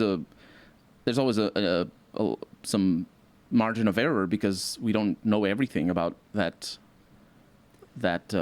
What there's a term for it. You probably know because you're more. all I can technique. say is that Aristotle got super dunked on because he didn't think light moved at a speed. So take that, you dumb old idiot. Light is a speed. Are you just researching Aristotle didn't know much. things now? Yeah, I was looking up. Well, I was trying to see what measurements are attached to the speed of light. Like, what are things that we use the speed of light Everything. to measure? And Almost so literally everything. They have like a list here of the history of measurements, which is fucking hilarious because like Galileo's here and it's like he used covered lanterns. His result inconclusive, which is like, yeah, of course, you idiot. Like you're not gonna get any That good is such a value cool data out of experiment. that. They replicated But- that experiment in the 1900s and actually achieved a relatively decent measurement. It's just really difficult to get. But they did it it in just the doesn't mountains. seem like the best way to measure anything. Is using it's really lanterns. complicated. It involves math, like geometry and stuff. It's really weird. But But it was that was like my it was ahead favorite of its time. math. but early Geometry. history, yeah, the early my, history. My favorite math was spatial math. Spatial I don't like math. theoretical math or whatever. Theoretical is Conceptual really math? I complicated. don't know. I like Imaginary math. I like word problem math. And Yeah, geometry is applying- just like complicated word problem math. I think that's- I hate criminal math, the kind of math that just takes your wallet and walks away with it. It's Word- the worst kind word of problem- math. Word problem math is basically the basics of all programming. It's always like It's the number same one form kind of of- math that everyone needs to understand because it's the part you would use in your daily life for like no matter what your life is. It's Joke's just a on bi- you. I don't have to pay attention to how much apples are at all. I have money. Well, people need that math in order to calculate whether or not they're getting a good deal on their apples. or on their Look, microtransactions. If I your remember, apple like, costs more than I a was dollar, grocery you're not shop- getting a good deal. I was grocery shopping with my mom once. And I felt so guilted because she's like, "Oh, did you math it out?" And I'm like, "I just grab shit that I want and leave." That's my whole process. But she like calculates like in a package of cheese the value per slice and stuff. And I'm like, "You Oh. make more money than me. Why are you like this?" That's a lot. I will do that for specific processed stuff. So like if I buy like a bag of chips, if I see a Yeah. bag of chips is like $3 and I go like $3 for how many chips are in here though? And it's like, oh, 15 chips. I'm like, what I'm paying $3 for 15 chips. You're out of your goddamn mind. I pay $3 for 60 chips, like the potato chips. You don't even make them, asshole. It's a robot who makes them. Don't even act like you did anything. Just give me cheap chips. You can't. I just Here trick in- me. I here in just Portugal- my top priority is just to make sure I buy things that I will eat. And then it's like, maximum value. That's a way better track Yeah. record than like I my mean, video it's- games I own. I mean, meat is like meat, produce are the two important things to always see the value of. Like if you look at meat, and if you see, like if you go to a big grocery store around here, meat will usually be charged at a kind of a stupidly high amount per pound of meat. So like most grocery stores are like $5 to $7 per pound of meat, which is bad. That's really bad. You shouldn't be paying that much money yeah. for meat. That's a shitty amount of money. But you could go to like the place I go to get meat is at a Korean store, like a KP Mart, and it has meat for like place is so $3.99 a good. pound. Dude, that place is upsettingly good. I hate it. I hate everything I'm about so it. mad that you live near it now and I don't. I don't miss that live near it. My place more- stupid fucking Yeah, you don't my live girlfriend near lives it. near it. You don't live near that place. I used to live near No. that place, and like I miss it more than anything. It's great. It's the first time I walked in, I was like, "Oh, cool! There's a lot of food I've seen before." And then like, there's a second store, like a second part of the store. Yeah. Like you go through, like, "Oh, look, it's cool little Japanese candies I've seen before. Yay!" And it's and it was like, "No, there's more to the store." I was like, "What? There's more?" And you go to like across the thing, and it's like, "Oh my god, there's like actual food here. Oh shit, it's like cheap. Oh god." Like, that place is where I used to get my gyudon there. Because they have gyudon bowls, and you never see that anywhere. Shit, I bought. It was only I bought this year I like, finally had a real bowl of that at a restaurant for once because it's never on a menu. we bought like 5 pork cullets, and it was like $5, and it was upsetting. It was like just on sale. It was just like, oh, we have just pork cullets on sale. Here's a bunch of pork cullets. They're like $5 for 5, and I was like, that's $1 a pork cullet, dude. That's fucking crazy. That's a fucking good deal. Like, and I just feel like some crazy. I don't know what cutlets are. Pork cullets are just small cuts of pork, so they're just they're about like the size of your hand. You mean a pork cutlet? Yeah, cutlet. What did I say? I was Cullet? like, you were saying like pork cullet, and I was like, what are you saying? They're like, I'm afraid to they're the interrupt ribs because he without sounds the like ribs. sounds like it's like a word he confidently is sure is real. But what the fuck is he saying? I thought it was cullet. I didn't. I guess I missed the. When you look at the letters on a packaging, it probably doesn't look as good as it should be. But that's a really good deal. I'm looking at the yeah. Like, look how much you would normally pay for pork cullet. It's really expensive. Not really expensive, but like it's for getting 2 of them, you normally pay $5. So getting 5 of them for $5 is like, yes, I will take all of these. I will take your whole store is mine. I will buy it. I think there's something going on here in Portugal because on all grocery stores, there's the normal price of the package, but there's always the price per kilogram, and that applies to all products, all of them. And I don't think it's like they do that like just because out of the goodness of their heart. I'm pretty sure there's a law. Probably. Here. I don't to say the per unit price instead of having you math it out. Yeah. Yeah. So it's sometimes really weird because when you're buying like cheese and you're buying like a packet for €2 and it's like 150 grams or something, and then the per kilogram is like 15 euros, and I was like, oh my god, that's not the price. Okay, the price is actually 150 or 2 or something. Yeah, so some things are really when expensive. the unit price is more expensive than the actual total price because you're not getting an entire unit. Yeah, exactly. That's the Like when you're we buying have less that than too. a pound of something. We have that in the U.S., but we put that number so small, it's hard to even know it's on the price tag. Yeah, you're 'cause not there's no gonna rule mix about them up because you have to search for it. Yeah, Yeah, there's no Yeah. like we don't have a rule of how big it has to be. It just has to be visibly like it has to be somewhere people can see it. And so But they just I'm- put it like these tiny numbers. But yeah, What- the sometimes you will number- get that. You'll get like a bag of chips and it's like, this is $15. Like, what? And you're like, oh, for unit price. Like, oh, because they made like a truck size of chips at one time and then bagged them. That number appears in the price tag, but it also appears, and that's what I'm referring to, in like the grocery store like little price meats? advertisement. You know what I mean? Oh, yeah. That's weird. That must be a rule, yeah. Yeah, that probably is. But it's really But- handy for some things. just- Usually it But isn't, but it's, so if I just you realized lived something in, really funny. What? It's because we were Colonel was like, I don't know if we can talk about the order in which Arabic numbers are read. It might be beyond the scope of this podcast. Then we proceed to talk about like the nature of reality and like the constants that make up physics. and now we're talking And then about we, cutlets. now we're talking about pork cutlets. Yeah. You know, priorities. I'm just saying, if you live near KP Mart and you're not going to KP Mart every goddamn day to buy groceries, then I don't even know what you're doing with your money, but you're doing it wrong and you should feel ashamed of yourself. Go there, buy your damn groceries. It's super cheap. They have a lot of stuff on sale. It's fantastic. They have more spices than you're going to find in your shitty ass local Rayleigh's spice rack. I can tell you that much. And also, they have cute little rice toppers. And if you're not eating rice with rice toppers, I'm sorry. That's sad. You Rice should eat. toppers. Yeah, it's little. They're little. Like basically, you can get different types of flavors for rice toppers. They're like the small little, like a small little bit of seasoning you put on your rice after you've made it. Oh, And that sort of rice yeah, topping. like Yeah, the that's type of not topping you'd put on like your white rice. yeah, you put on the white rice Like, to make like it here's taste. some That's nice. crispy onion. Yeah, no. Yes. No, what? Yes. No. Okay. Anyways, obviously the better idea is sesame seeds and seaweed, but that's besides the point. Yeah, there's a lot of Oh, seaweed. that's nice. It's usually seaweed. Yeah, that's the good shit. And so there's all the good shit is there. Like I buy tea there because I buy these like the big old fat jugs of tea because they're cheap. You know how to make that seaweed better? You What? buy tea by the Crispy onion. jugs, not by the packet. No, I buy the there's a specific brand of Japanese tea. I see. That's they come in these huge like gallon sizes, and they're really good. And I only drink like a cup of it basically. I just have like a cup in the middle like for lunch. I eat my lunch and I have a cup of tea.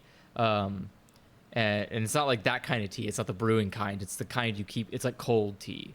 And so it's really good, but buying it anywhere is expensive. That's not at a mart, like a locally owned place.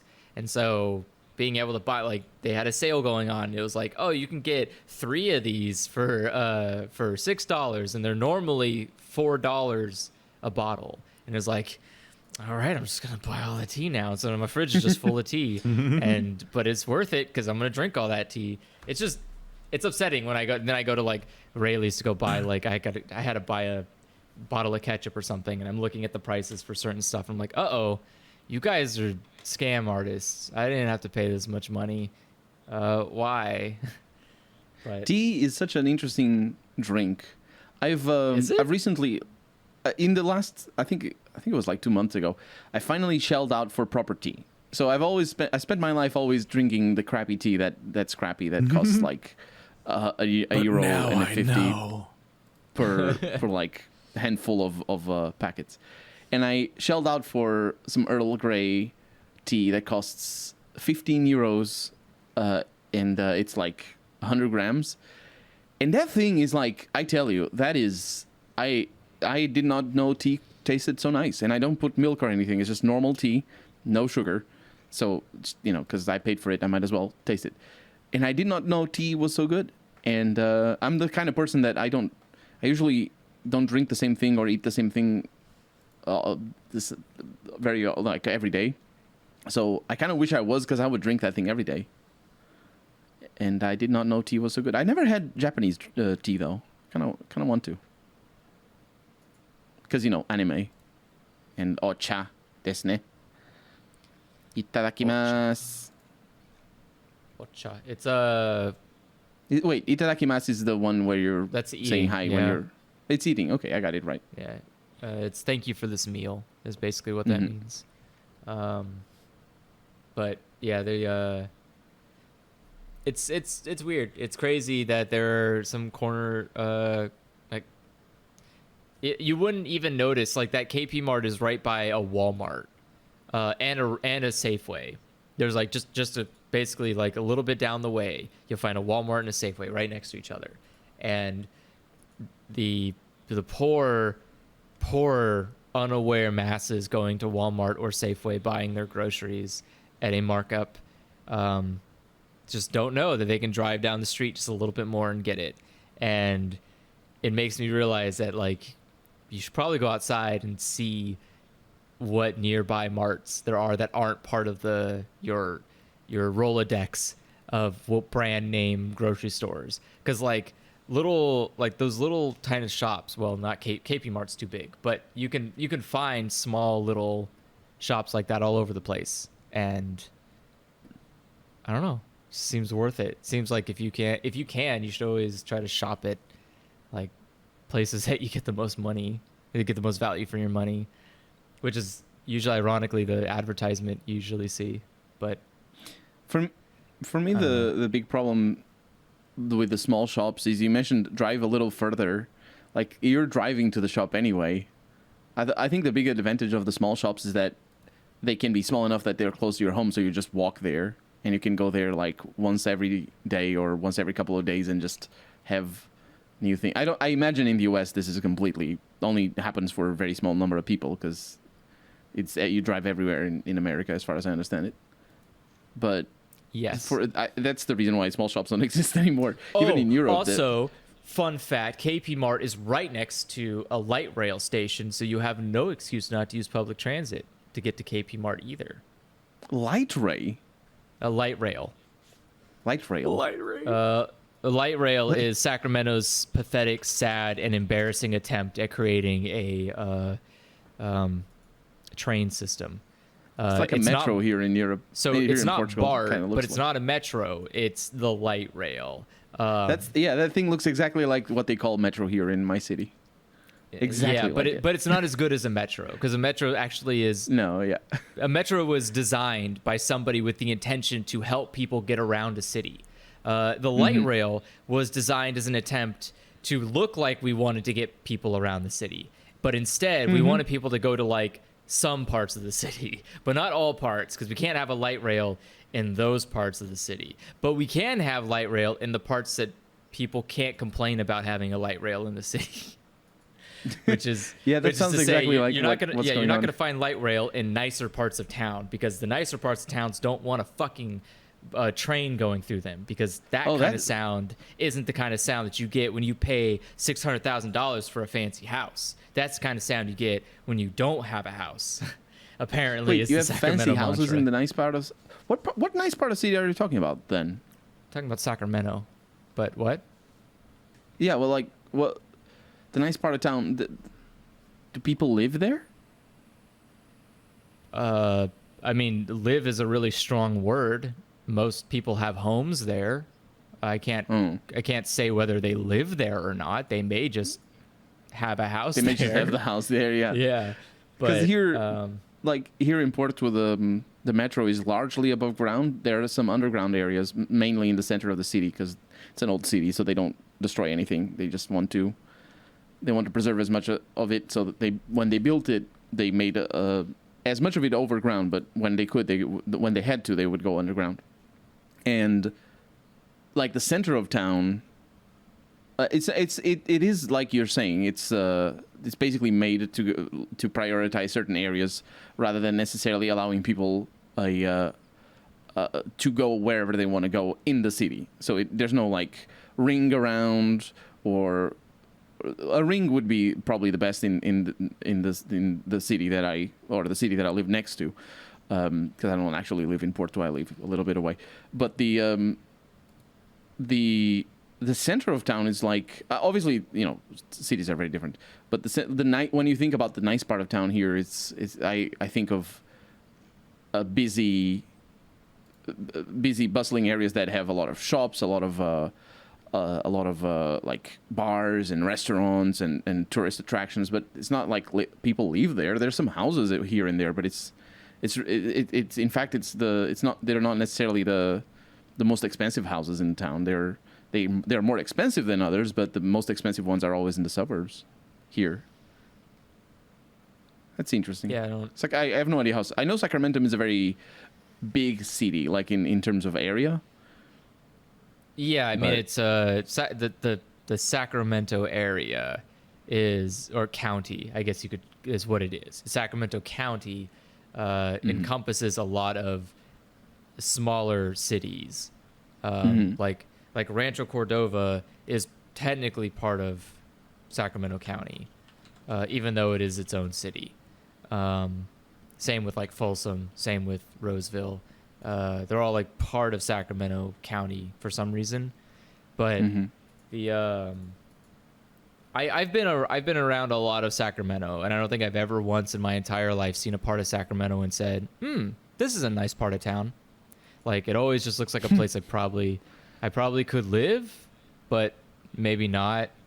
It's not the kind of place that I would want to live, and Sacramento, California. Sacramento, California.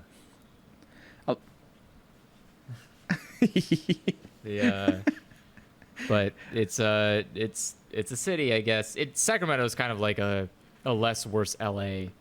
It's really big. It's got a lot of parts to it, and no one can seem to corral it into a really good place to live. They just keep trying their best and failing. And I don't know. I think Sacramento could be better. There's a lot of parts where it's like, oh, you're almost there, Sacramento. You got it. You're right there. Just keep doing this part. And it's like, no. That was a panic. Today is the first day of my new channel schedule, and none of the videos were scheduled to go up.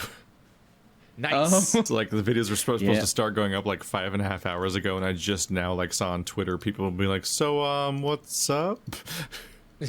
I don't know how it happened. I looked at my stuff. It looks like everything, like I have dozens of videos, and it looks like everything is scheduled correctly except the stuff that was supposed to be up today was all scheduled for the 2nd, and I don't know why. And this is why we complain about. No clue how that happened. This is why we complain about YouTube's tools, because there's no way that they help you. It's not Keith great. My least favorite thing is that they just removed the part of the dashboard that tells you what time videos go up. If you schedule stuff now, it only says the day. It doesn't say what time. And I'm like, that. If you hover over it, it says the time, right? But it just fucking make the universe make it the interface good. It had more information before, and you removed it. It doesn't say the time. So they removed it. Yeah, in order to check what time a video is going to go up on the day that it's scheduled for, I have to literally check by opening the edit page for that video, then go to schedule, and then the scheduled tab itself is like a thing you have to click to open, then check the time it's scheduled, as opposed to like fucking. They didn't. I'm gonna help you, Keith. They didn't change it. You can hover over the scheduled button in the list. It's still in the bad content. though. It used to just say it on the screen. And then you could at a glance check to see if you accidentally, because like the most common mistake I'll make is I'll accidentally, and it's been a while I think, but you'll just like accidentally schedule something as being like the PM or AM, like the opposite of what you mean, and it's like, oh fuck, well, that video went up in the middle of the night. Might I recommend, while it seems useless, might I recommend doing the send feedback button? Mm-hmm. No, it doesn't work. Every day. I like to think it literally doesn't work. No, it does work, but it doesn't work. Every day while they were having the studio beta, when you could still access the old control panel, and now we have the new one. But every day while they were doing the beta version and I was using it, every day I would send feedback and I would write it out. I wouldn't even say copy paste. Because whenever you wanted to go back to the old one, you had to manually switch back to it via a button every day and explain why, if you and every could. day, every day I sent the same thing. You cannot customize the dashboard. Guess what? You can't customize the dashboard. Yeah, it's been years since they introduced for me, studio. One of the issues was like it's all the features you know of minus a bunch of them, and they're all hard to find now. But also it loads like shit. Like when they first were trying to Yeah. force us to use the new dashboard, it just was so slow about It's gotten a little bit better. everything. Well, Yeah. I imagine at that time there were very few servers running that Also, new dashboard. why am I so- still not able to mass edit end screens? Give me real fun. used to be able to- actually add functionality at some point instead of just taking Because it used to away be with able- every iteration. end screens are remove going to it, go yeah. away. Yeah, they're going to. Do you think they're going to go away? Yeah. Did they announce They it? haven't. They haven't done shit to end screens. They haven't touched them in so long. Like end screens have been static in how they work for so long now. I'm under the impression that the only reason is just because they're going to get rid of these things eventually. Well, I assume they're static because they're supposed to be universal and never change, because otherwise the functionality Yeah. and compatibility would But- change. But I mean, Yeah. like, even how you edit them hasn't changed. It's not like they've gotten better. The I mean, only new the feature they've- website's different because they had to remake it. Well, Yeah. yeah. But I'm saying like the only feature that they've added since that, or the only feature they've added. In to fact, end they cards since totally they came changed out, it. It used to have way less clicking, but everything in the new interface involves more Yeah, clicks. no, there's more clicking. Yeah. Well, yeah, that's a new interface. But I meant like the only. Well, it depends. The only thing that they've added to end cards since this new interface update is that you can import from old ones, which is like, thank God they brought that back Yeah, over, but they 'cause I have would that, died. but I can't be like, select these 30 videos, import from that one. Like, give me Yeah. that feature. You have Yeah. the ability for me to edit an end screen without Well- manually dragging around windows all the time. It's like, what if I want to make like these 30 videos I'm uploading all promote this video essay, for example? I got to do them one by one. Fuck this. And I It's agree. really it's not just, like, made with us in But mind. yeah, it's not made yeah. for YouTube or for not made for Let's Players. This is made for people who make one video like We are either one a scum. day or one a week or one a month. But this is not made for like multiple videos a day. You are not supposed to use YouTube for multiple videos a day unless you're a news company. Unless, in which case you have like a You have people doing Yeah, it. you have It's people like doing They this. get Jerry to do all the clicking. yeah. I'm like genuinely Poor Jerry. confused by who subscribes to like, I don't know if it's like IGN or GameSpot or something, but like I've definitely seen like some gaming publications that upload like 15 videos per day, and it's just like a deluge. It's just noise. And I'm like, how does anyone, like, this has to entirely be people that just watch via the front page, and it occasionally will suggest a video by them when it feels like, and that's it. I think this is like most of their subscribers are probably other news people who are like watching people. stuff to like find Yeah. out news.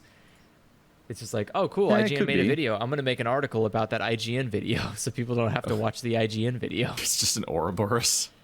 Yeah, well, that's all news is. It's just an Ouroboros of like Eat it. it's the It's just a shittiest bunch game of of- telephone ever made. 20 publications eating each other, and like every time another one of them says it, the actual content of the news article gets even more obscured as they keep like misrepeating it. Like, oh, Well, we yeah, can't just what's it called, the stealing word for school. Oh, plagiarize. We can't just plagiarize everything. We got to change it. But like every time they change it, it gets less true because they just get all the details wrong, until the point where at some point, like when you're trying to figure out why articles are wrong, it's not even due to blatant misinformation, but because like the fucking same message has been repeated so many times now from only one original primary source that like every single change made the thing less true, because they added a little bit of an inflammatory editorial, or they just straight up like misrepeated something, and then 12 people reported on the misrepeated thing, and then at some point somebody has to do like a fucking autopsy to figure out why this misinformation's spreading, and it's usually like practically like, oh, a typo happened 12 versions ago. And I no think- one noticed. Obviously, there's in terms of news, there's a huge pressure to be profitable on any news publication, but I think we're seeing. I don't see that. I don't know that a lot of people talk about it. But do you remember how, like, I think it was like 6-7 years ago, a lot of newspapers started being paywalled. I think it was even more. I think it was probably like 10 years ago. There was, it just became the norm that you would get newspaper sites just having paywalls for a lot of the stuff. That's still a thing, yeah. Yeah. No, yeah, for sure, but it didn't used to be. And I think we're seeing over the last few years, few years, I think we're seeing the result of that, specifically in regards to misinformation and regards to people discrediting experts and all that stuff, is the result of just an environment that is hostile to journalism. It also helps when like there's access to information and not like the only information people have access to is from a website called like freedomfortheamericans.com and they have like 50 advertisements for weird brain pills and the articles are about like nonsense conspiracy theories guised as real problems. Get our Second Amendment onesie for your baby. It comes with a free gun that the baby can use. It has little tiny triggers just for him. Like it's weird. It's what's more funny to me is that this, again, just like everything, like all products in capitalism, you're just kind of like funneling it all into one specific avenue. So like local newspapers start to die off. And you start having less and less knowledge about the things happening outside of your own window. And all you can see is this information that doesn't have any relevance to you at all. Where it's like, I can tell you all the things that are happening in like some other country outside the world, but it's really hard to find out what happened like in my town today. I have that with my whole country. Well, that's not good. Yeah. That's but the thing is, it's not that it's difficult to find some stuff that is happening here. It's just that the stuff that shows in the news is either skewed and so it's misleading, or it's just stuff that doesn't matter. Like, this person had an accident on the highway and unfortunately died, or there's this person that made it rich because her grandmother, I don't know, whatever. It's the normal news front page because it's always like recent things, and because it's recent and it's a small country, it's always nonsense. And instead of like focusing on real stuff and stuff that actually matters, because the stuff that actually matters doesn't sell. So that's why I'm saying, like, I purposely avoid that sort of news agencies here in Portugal. So it's difficult. I don't know. And local news is usually a mix between like, yeah, weather's probably going to be okay, I guess. And also, here's why you're in danger. That's like their two. That's just the two buttons they press over and over again. It's like concerns. Like I think the majority of local news reporting that people actually pay attention to is just the the weather. Yeah, weather broadcast, and then it's then they have to just make you afraid, so you read anything else. Do people watch the weather still? They read it at least. On a website, like the weather part is like really important. Yeah, it is, but that's why, like, AccuWeather is just I haven't watched television in 15 years. So what am I saying? 15 years? In 20 years? No, not 20. Wait, yes, 20 years. Yes. Man, it is interesting to think about, like, the idea that, like, it's always like, oh, don't try. Like, a lot of misinspiration, a lot of misinformation comes from people just reading the headline and then moving on from that and just making assumptions about the rest of the article. And a lot of headlines are intentionally inflammatory and somewhat misleading to get you to read the article. But then said website will be behind a paywall, so instead people will just only get the headline, which is like misleading to like it could just be actually active disinformation, but then that'll be the only part anyone takes away is like the clickbait element, and then that just becomes like the fact. Yeah. It's Yay. Just reading the title and immediately commenting, I don't know why you do it. Yeah. Especially when titles are the most susceptible to the influences of having to be profitable. If there's going to be something that is... And like being rewritten by the editor. Yeah, as well. Yeah. But, I mean, that's what seems to work. I don't know. It doesn't work very well. I don't think it works. Then why do people keep doing it? I can't imagine that this like paywall. Well, it works for making more money. I think it just doesn't work for being news. Is what he means. It doesn't work for society. Yeah. I mean, is that what more do you want, really? Mm-hmm. The news isn't for society. The news is for money. Yeah, everything's for money. If the news was for money or the news was for people, then people would have the news. I don't know. It just We need okay? to seize the means of news. I'm trying to think of like it's funny how I mean it's not that there's a lot of stuff going on in the day to day of your city, but you would think the internet would have made this easier, not harder. And I guess in some regards, it's not as if I turn on my web browser and my web browser is pointed directly to my local city's website. But It's because the internet's astronomically unprofitable. 'Cause pretty much everybody makes their money yeah. via ads. I don't think. Whereas like physical print news media would make money via subscriptions in addition to ads, so they could do both. But for a while there, they had to just try to live off of ads entirely, which, like, as we know, as people try to do that, it doesn't work great.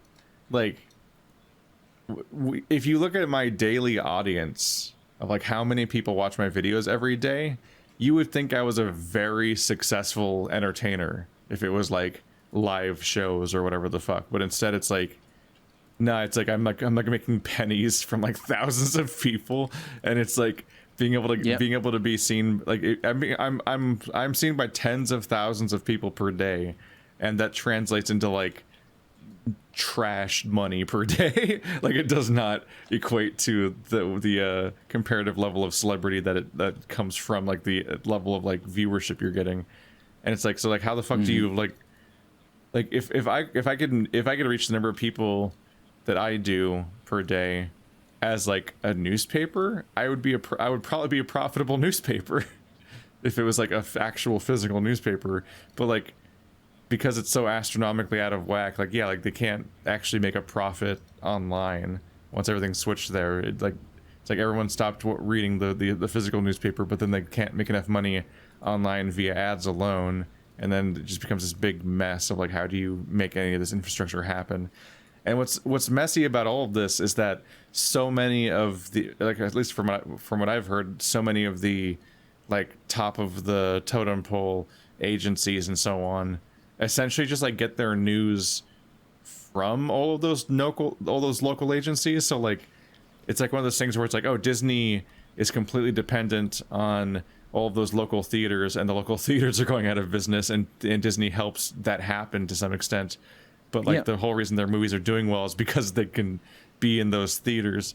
And there's an element of like a lot of the top of the line, or whatever you want to call them, news agencies like often are just repeating shit that all of the local newspapers and news agencies are actually doing the real reporting for, and so it just turns into this big mess.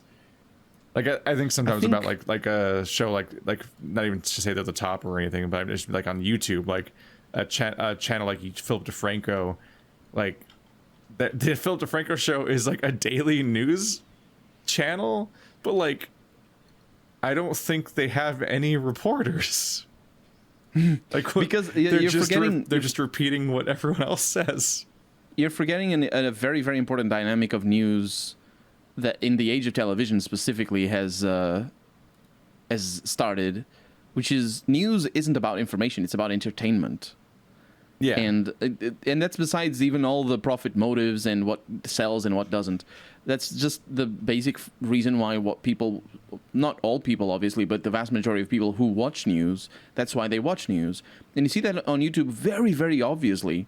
Yeah. And just like any no, it's all the equivalent of like Fox News, where they're like, here's an entire network where nobody's a reporter and everyone's a commentator. Yeah. Which exactly, is because it like not reporting.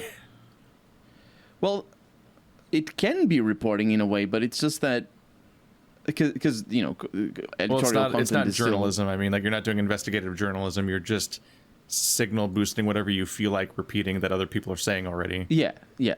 So you're creating the news more and than at necessarily most having your hot take and just slathering it all over all the internet. But that, like, I think that's that's so easy to see on YouTube. Like, with all the Blizzard Activision lawsuits and harassment and all the bad things that Activision has had in the last couple of weeks, you can see YouTube. There's so many videos about it, and they don't add anything because like all the information is just it's very sparse. But there's just so many videos just profiting off of that. And when I say profiting, I'm not trying to shame anyone for trying to make a living. I'm trying to. What I'm saying is that it's a pattern of behavior that is very easy to tell, because obviously people are interested in what's going on, and it's like the latest season of whatever show is hot right now, and people are interested in that. They're going to click on it, and if it's something crap instead of a good thing like a show, it's, you know, they're interested as well, so they make content about it. And channels rise and fall based off of seasonal news. Like, I remember, it's been a while since I watched that channel, but I remember I watched this news channel for a while, because I thought it wasn't a news channel. It was like it was editorial content, but it was a lawyery kind of person that always had new insight into things about Steam. I think it was Steam Greenlight games and what was going on within Steam and their relationship with developers, new developers, and all this sort of stuff. And I thought that's what they were focusing on. And it's been a long time since I watched that, so I don't. My details might be wrong, but I thought that was what they were doing. But then, you know, as the months passed and more video, you know, I kept watching. They just started to pivot towards whatever was hottest in the news more recently, and they just started talking about YouTube drama or whatever. And I just started to figure out why that was, and eventually I stopped watching. But because channels, like, if you don't focus on what's hottest as a news agency, you just can't make a living. And the YouTube channel is that, but on steroids. Well, as a topical channel, you also just eventually realize you just go to your own channel and you sort by most viewed, and you're like, oh, this topic goes really well. Like, for Vlog Brothers, their videos will do well if they talk about giraffe sex, and for SciShow, their videos will do well if they talk about marijuana. Those are like all of their most popular videos in the history of their channel. It's like 10 marijuana videos, just over and over again. It's like they've covered like thousands of topics, but specifically the marijuana videos are like the top 10 videos on their channel or whatever the fuck, like last time I checked. That's Everybody usually what wants happens. that 85 or something. Yeah. Like, I saw there was some channel that was talking about like, it's like far right groups or whatever, and like he has like two of his most popular videos were like, why are so many bronies Nazis and why are so many furries Nazis? And then he just combined the two, and he's like, why are so many furries and bronies Nazis? And that was his most popular video. It was literally just him iterating on the topics of two previous videos that had already done well on his channel. Like, that's like the fucking, like, that's just down to a T, the idea of just like responding to basic feedback about what has done well in the past and trying to iterate on that directly. And like, that's the basis of how like I chose games to play based on what games did well before. And it's like, it's why Neko Jishi did well after all the weird fucking Tokyo Jungle audience members came to Andrew's channel. it's like, oh wow, I have two audiences. I have Andrew like knew he had the furries, and he had the and he had the visual novel people, and it's like he's like, I should play a furry visual novel, and then it's like, there it goes, there's all the views. Enjoy. Fucking, I don't like you it. reap what you sow. When are you gonna play another visual novel for furries, Andrew? You could become a full timer. Be a full-time visual novel furry voice actor. That's the thing. And then, Is then you'll finally live out your dreams as a voice actor when you get hired for an actual official visual novel.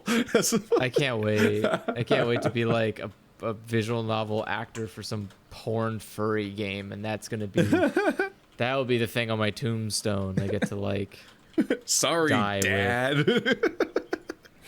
Right? I get to like, my tombstone will just be my name and then some shitty persona character that I voiced in some visual novel once. I'll just die that way. Because obviously once I'm done voicing this visual novel, I just will die from shame. People will just lay the body pillow over your tombstone. There you go. Perfect. 10 out of 10. No, I mean, it's a body pillow. It's easy to make a sculpture out of it. They can make one of those. Obviously, I should be buried with the body pillow. I mean, if someone unearths my grave, like I'm just imagining. I'm just talking years like when from they put the now- flowers and the candles there at the memorial, and then the someone body just pillow? lays the body pillow, like drapes it over the top of your gravestone. People. I would that must have rather happened. someone just put the head of the fursuit on. That must have happened to somebody. Yeah, just a whole one. There's a That's whole expensive. head. You're Leave it there. greedy. Body Yeah. pillow, gravestone. Oh, they're furries. They have money. I'm getting gravestones on body pillows. That's why I can't be a But I'm furry. not getting. Gravestones on body pillows. Yeah. I thought I was thinking body pillows on I gravestones. found a pillow that is a gravestone shape that says "in memory of sleep." I have so far not found a gravestone with a body pillow draped over it, which was the real. That must have happened. Maybe Right? Somebody must have done that in a funeral didn't- somewhere. Maybe they weren't like as distressing enough to like photograph it. Everybody instead Granted, of you're already photographing the started person that's punching going to this do the person. step one, so who knows why you would be the person that does step two too. It doesn't. I either way. Either way, I don't know. That's the thing though. I would never want to become full time doing something I don't like. That seems like the worst. That basically seems like what most people do for a living already. Like that's the point of a job, right? Yeah. Is that it's something you don't enjoy doing. And so why would I want to do that if I can avoid that? Like I would rather just do something I actually enjoy. It's For a a living. living instead. Yeah, like I don't want to be like that, and I don't want to be. I feel like there is the oxymoron there where playing something you don't enjoy to make a living off of it, I can't imagine is creating good content because you're not enjoying what you're doing. So I can't imagine you're being entertaining in what you're making. See, what you got to do And is I you could just be got wrong, I to don't die know. inside a little. Which I think you're good at, so it's incorrect.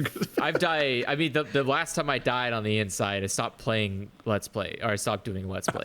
So I don't think Let's I can tempt die fate again. anymore. It's just Oh, that's the man. thing though, is like I I'm could gonna have like to I stop could reading never the comment section. For what? what? Oh, Like the moment for we the video? yeah, the moment we start because you can't just like not read the comment section for like one playthrough. Like if you have to just like not open the comments dashboard anymore. And yeah, like once we Yeah. start playing Zero Escape, I'll just have to like stop reading all comments on my channel for like 2 months.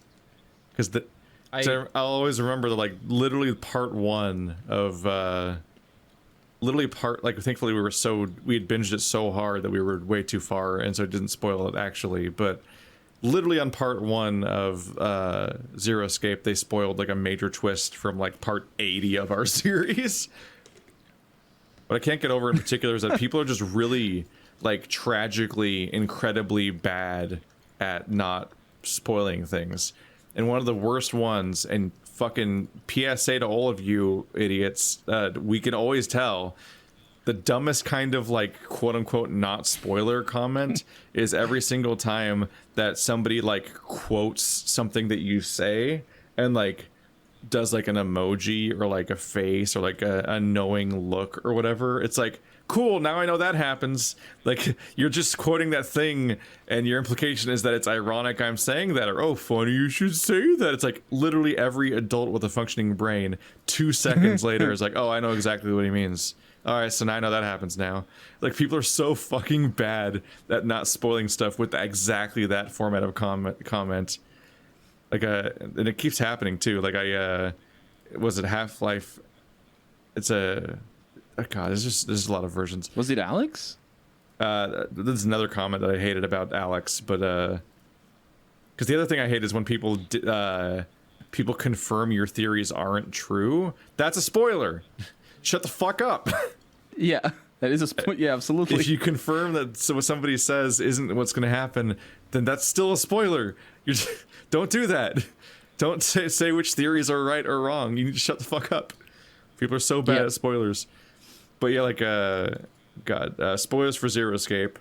But like, 'cause I can't like reference the example without actually saying the spoiler as a result. But like, literally in part 1 of the video, we're just looking at the people, like the lineup of characters, because the start screen of each game shows all the characters in the game. And I looked at Sigma, and I was like, oh, it's like an older Junpei, because he looks like an older Junpei. And then people are quoting like older Junpei and being like, It's like, you dumb bastard. If I hadn't already gotten to the part where the reveal happens, where there's an older Junpei, then that would have fucking spoiled it for me. You fucking idiot. Yeah. How are you this stupid? And it's really obnoxious is this game is like, you have to walk on eggshells with this game, because if you know any part of it before it happens, it is the biggest, fattest, smellest wet towel. Like, you cannot enjoy yourself. It just ruins the entire process of like trying to like guess at what's going to happen, which is like fun whether you love or hate the game, because you could just be guessing it because you're like, this game's so fucking stupid, it probably will do that. But like, both versions are just out the window the moment you just know. Which is like, sorry, you guys, shut the fuck up. Like, I'm gonna be like off every social media because I don't trust people. They'd be like, oh, it's not really a spoiler, I'm just gonna tweet it at them. I'm like, you dumb bastard. Shut the fuck up. Stop talking to me about the game that's based entirely around mysteries that you're watching because I don't know the stuff. Don't ever talk to me about it, about anything. Shut the fuck up. Stop sending me messages. I will literally just like deactivate my Twitter. Fuck you. It's so funny too, because usually these are people who love the game. These are people who are passionate about this game, and there's not a faster method to get someone to nope out of a game faster than knowing what happens in the game. Like, if you know the ending, why are you gonna bother? I don't need to sit around to be fucking disappointed. Like, you know. Well, if you know the ending of Zero Escape, why are you gonna bother? I think there's games. If I knew the ending of Zero Escape before I played Zero Escape, I would have never played Zero Escape. That's why I don't play Danganronpa, because I don't need to do that to myself. I already know how bad it is. There are several really stupid twists that are seared into my brain about Danganronpa that I don't think will ever leave, because they're so fucking bizarre. And it's like I can't play that game and just like I would just have to be like, oh, I'm just gonna not acknowledge it. Yeah, Stephanie, what do you think is gonna happen? Oh, that's interesting. I can't say anything because I already know about the dumb, stupid shit that's gonna happen soon. Yeah, I really hope that. I know Andrew was watching the Let's Play. Did you watch the Let's Play, or what did you do, Andrew, for the 2 first games? Keith linked me a video of someone just recapping the entire game. Yeah. Okay. Okay. Then it's not as bad as I thought it was. Because I thought you were watching the Let's Play. Yeah. I wanted to watch the Let's Play because I wanted to like revisit all of our gripes and remember what they were, and then also edit highlights the entire time. Just be like, oh, that's a good video. That'll be a good highlight, and just like stock up on them. But it was just so much time. If you did that, you would start the third game so salty. And so full of rage and anger and bile, it would color the. I've never actually been angry at Zero Escape. That's Andrew. Joke's on you. I'm having a great time with how stupid it is. I posted the picture, the meme I made, but watching the recap videos, I just had like flashbacks. Like every time they would mention something, it would flash in my mind like, oh god, that's right, it does this, and the guy would be like, and it did this. Oh god. Oh like, no. It is. Yeah, it's like the oh no. Like there's just so much stuff about that game that's hard to. It's hard murdered all of his own coworkers. It's just why did he do that? They were on drugs in space. That's how they didn't know they were in space. Like, fuck a drug you. that dilates time by the exact amount of time that it would take to offset the exact amount of gravity difference there is. They're both 1/6, except that wouldn't work that way because a bunch of stuff would be moving weird, even if it's the same speed. Oh no! Yeah, like how do doors open or how do objects fall? It's so easy to fall back into it.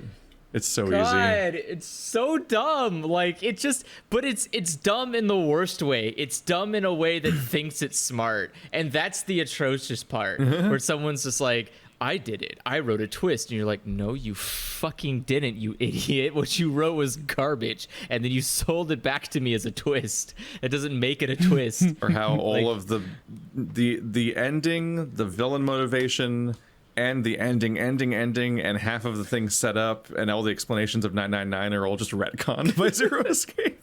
Like, half of the game is retconned by the next game because of how not planned any of this was.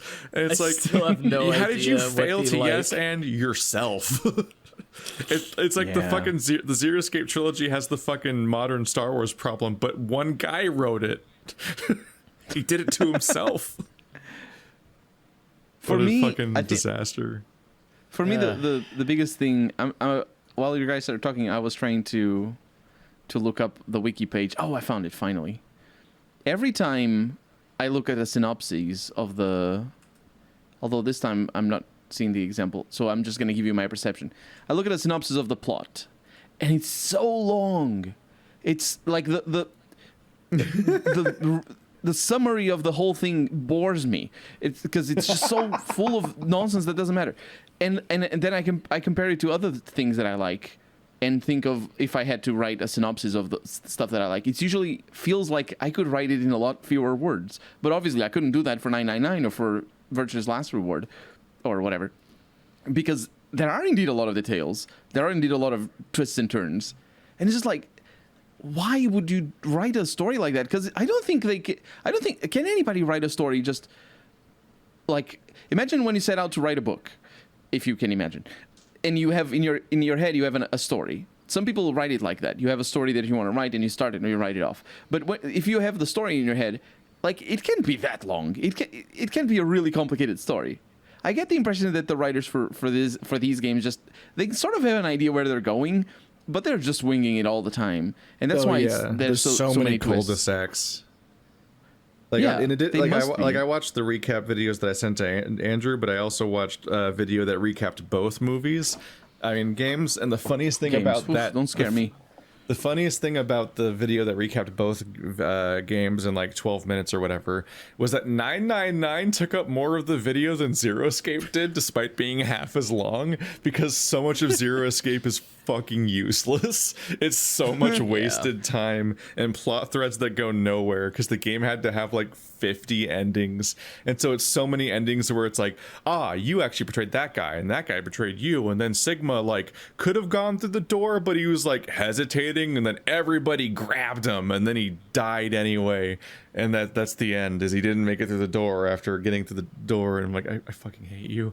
Or in this ending, fucking Fi betrays you because you betrayed her in a different timeline, but you did or did not play that one yet, but that's the ending of the entire arc, this entire like fucking 3-hour plot thread that ends with this particular ending. It just ends with the fact that Fi betrayed you because of another timeline. That's the entire plot of that storyline. And it's like, fuck. My favorite part about the Zero Escape series is it's like listed as a survival horror. I mean, it's not a survival horror. Or horror. It's not either survival or horror. The premise is horror, and a bunch of people die horribly. horror. So horror vaguely makes sense as like a horror visual novel, but that's not what survival means. That's not what survival horror means. Survival horror has to have mechanics. Yeah, certainly the survival horror. Do you think it's horror mechanics. It's supposed like the to be Cube, horror, which is also supposed to be a horror movie. The idea is that you literally die anytime you fail, which is a horror element.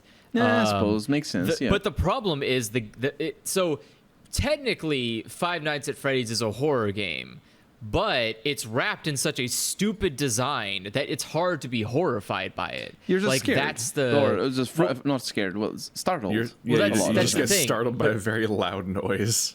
Yeah, but that's the thing. Is like I don't think that Five Nights at Freddy's is scary because it's just stupid cartoon character animals running startling. at you, and that's fine. It's easy to dodge that. You can just be like, look at that one. It looks so badly rendered.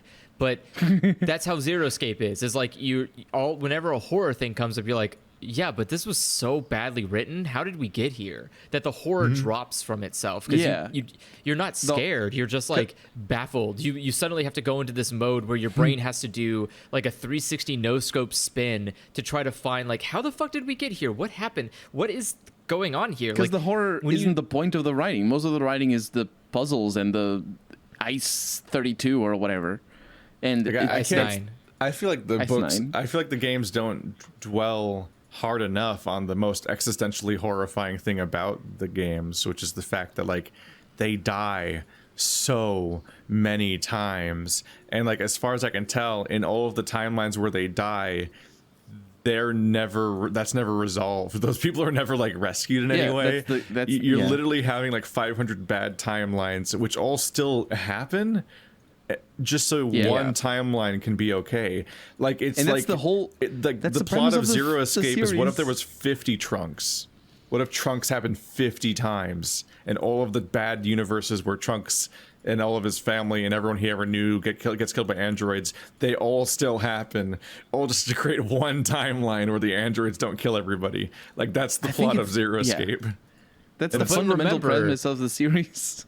But Yeah. remember, like the one guy, the main character who who survives, who makes it through, only survives because of morphogenetic fields that help him. Like, it culminates all of the failures into one person's brain, which is. That is horrifying to think about, that there's one person sitting there having what amounts to like They remember 17 dying in like 50 yeah, universes. like 17 flashbacks of people that he's standing just next live to with the weight killing of him. Like, yeah, like there are like 7 times in Zero Escape where like one of the cast kills you, and Oh, yeah. Junpei just keeps on going. Like he's like, yeah, everybody, we're gonna all be saved. I'm like, that girl killed you. like I don't think you should say that to her. And like the plot of the second game, after all the twists and shit, like I already said spoilers, guys, is that the fucking like the entire world has already ended, and so a bunch of people are on the moon so they can die in 50 different universes, so that one of those universes, the moon people, can successfully send themselves into the past to then do all of them dying over and over again experiment, but I assume before the outbreak ever happened, so that one of them can then escape that facility knowing about the outbreak and stop it or something. Like I assume that's the premise Yeah. of literally the entire trilogy, and that's what they're going for. Shut the fuck up in the comments, by the way, about the third game. And it's like, what's horrifying there is that the cast of Zero Escape is not the same cast as Zero Time Dilemma.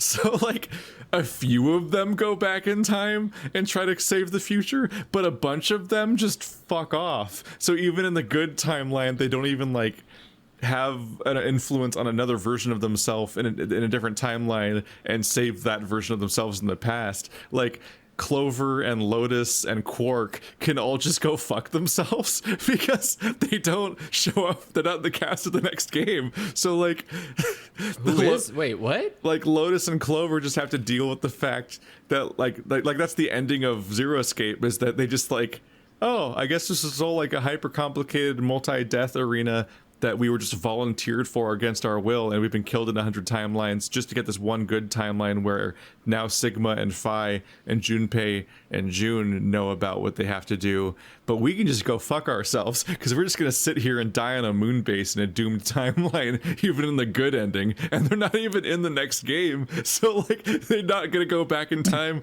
to, like they weren't training themselves. Like only those 4 characters were training for the super mission to save the world. Those characters could go fuck themselves. It's such a baffling decision. Some like, why do they change I think I understand why they changed the cast. It's because they have cool new ideas for new characters, or maybe because of publisher pressure. Calm down there, Chief. No one has any cool ideas in Zero Escape games, all right? They have ideas, none of them are cool. But I'm talking about in their perspective. These are like, isn't the main writer like he's an artist as well, like he draws, right?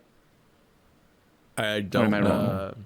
I know that he No, doesn't. he's a He's writer. not the character. He doesn't make the art of the characters because that. Oh, he doesn't. Okay. Yeah.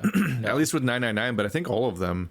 Okay, then The then artist that correct. made the 999 characters is the same artist that does like Street Fighter characters. Like she's like a very prolific Capcom artist that does a lot of the like when you see like the classic art of like the cabinet art of like Chun-Li and Guile and all those characters, like that's the same artist as 999. It's like really recognizable too. Yeah, yeah. I Wait a remember second, you I mentioning didn't it in even- the Let's Play. I didn't even know we almost got saved. You almost got saved. He almost got What do you mean? saved. Apparently, virtue. Whatever. The Zero Time The- Dilemma. Zero Time Dilemma almost just almost was never made. Oh yeah, it took years for it to come out. They thought the franchise was dead with Zero Escape. Yeah, in Which is the type 2014, of it was thing that put on hold. it's like the type of thing that galvanizes an audience even harder to be like diehard supporters of the thing, and so on, and like fucking like you like rally the wagons, or you circle the wagons, and like no one can attack Zero Escape because it's our beloved thing and it's threatened, which makes us love it even harder, and so on. So it's like it's that kind of fan base. I think my favorite sentence is, well, the first game performed well enough in the West for Spike Chunsoft to develop a sequel. Both games were commercial failures in Japan. Yeah, they were. Japan doesn't give a fuck Yeah, about those games. I bet Japan was like, yeah, I can read enough trash if I just go to a local manga store. I don't need to pay money for this. Like, what? I like the idea though that there's some executive who's like, look, no. And just moved on with his life. He didn't think anything more about it. He's just like, no more Zero Escape. This is garbage. I'm done with it. And then enough people bitched about it. And he's like, all right, fine. If they want it that badly, they better freaking buy it. And then it still didn't perform well in Japan. Like, like how validated is that guy? Where he's like, I fucking told you not to make another fucking Zero Escape game. I swear to God. Like, It is pretty. It's kind of a fascinating, weird situation. Yeah, when the entire franchise is commercial failures, just one after another. But there's somehow a trilogy of them. It's like capitalism just doesn't work the way you think it does. No, It's fucking weird. it's the all about. scores here are fantastic. You've got like all of these are poorly rated in Japan. Within the US, it's like 80 out of 100. It's like, what? Well, if that's on GameStop, that's a fail. No, it's Metacritic, Yeah, that's too high. but That's But lower yeah, than it's I just expected. the- People seemed really ranty and ravey about it for a while. So I'm well, surprised that the critical score is but, actually pretty mediocre.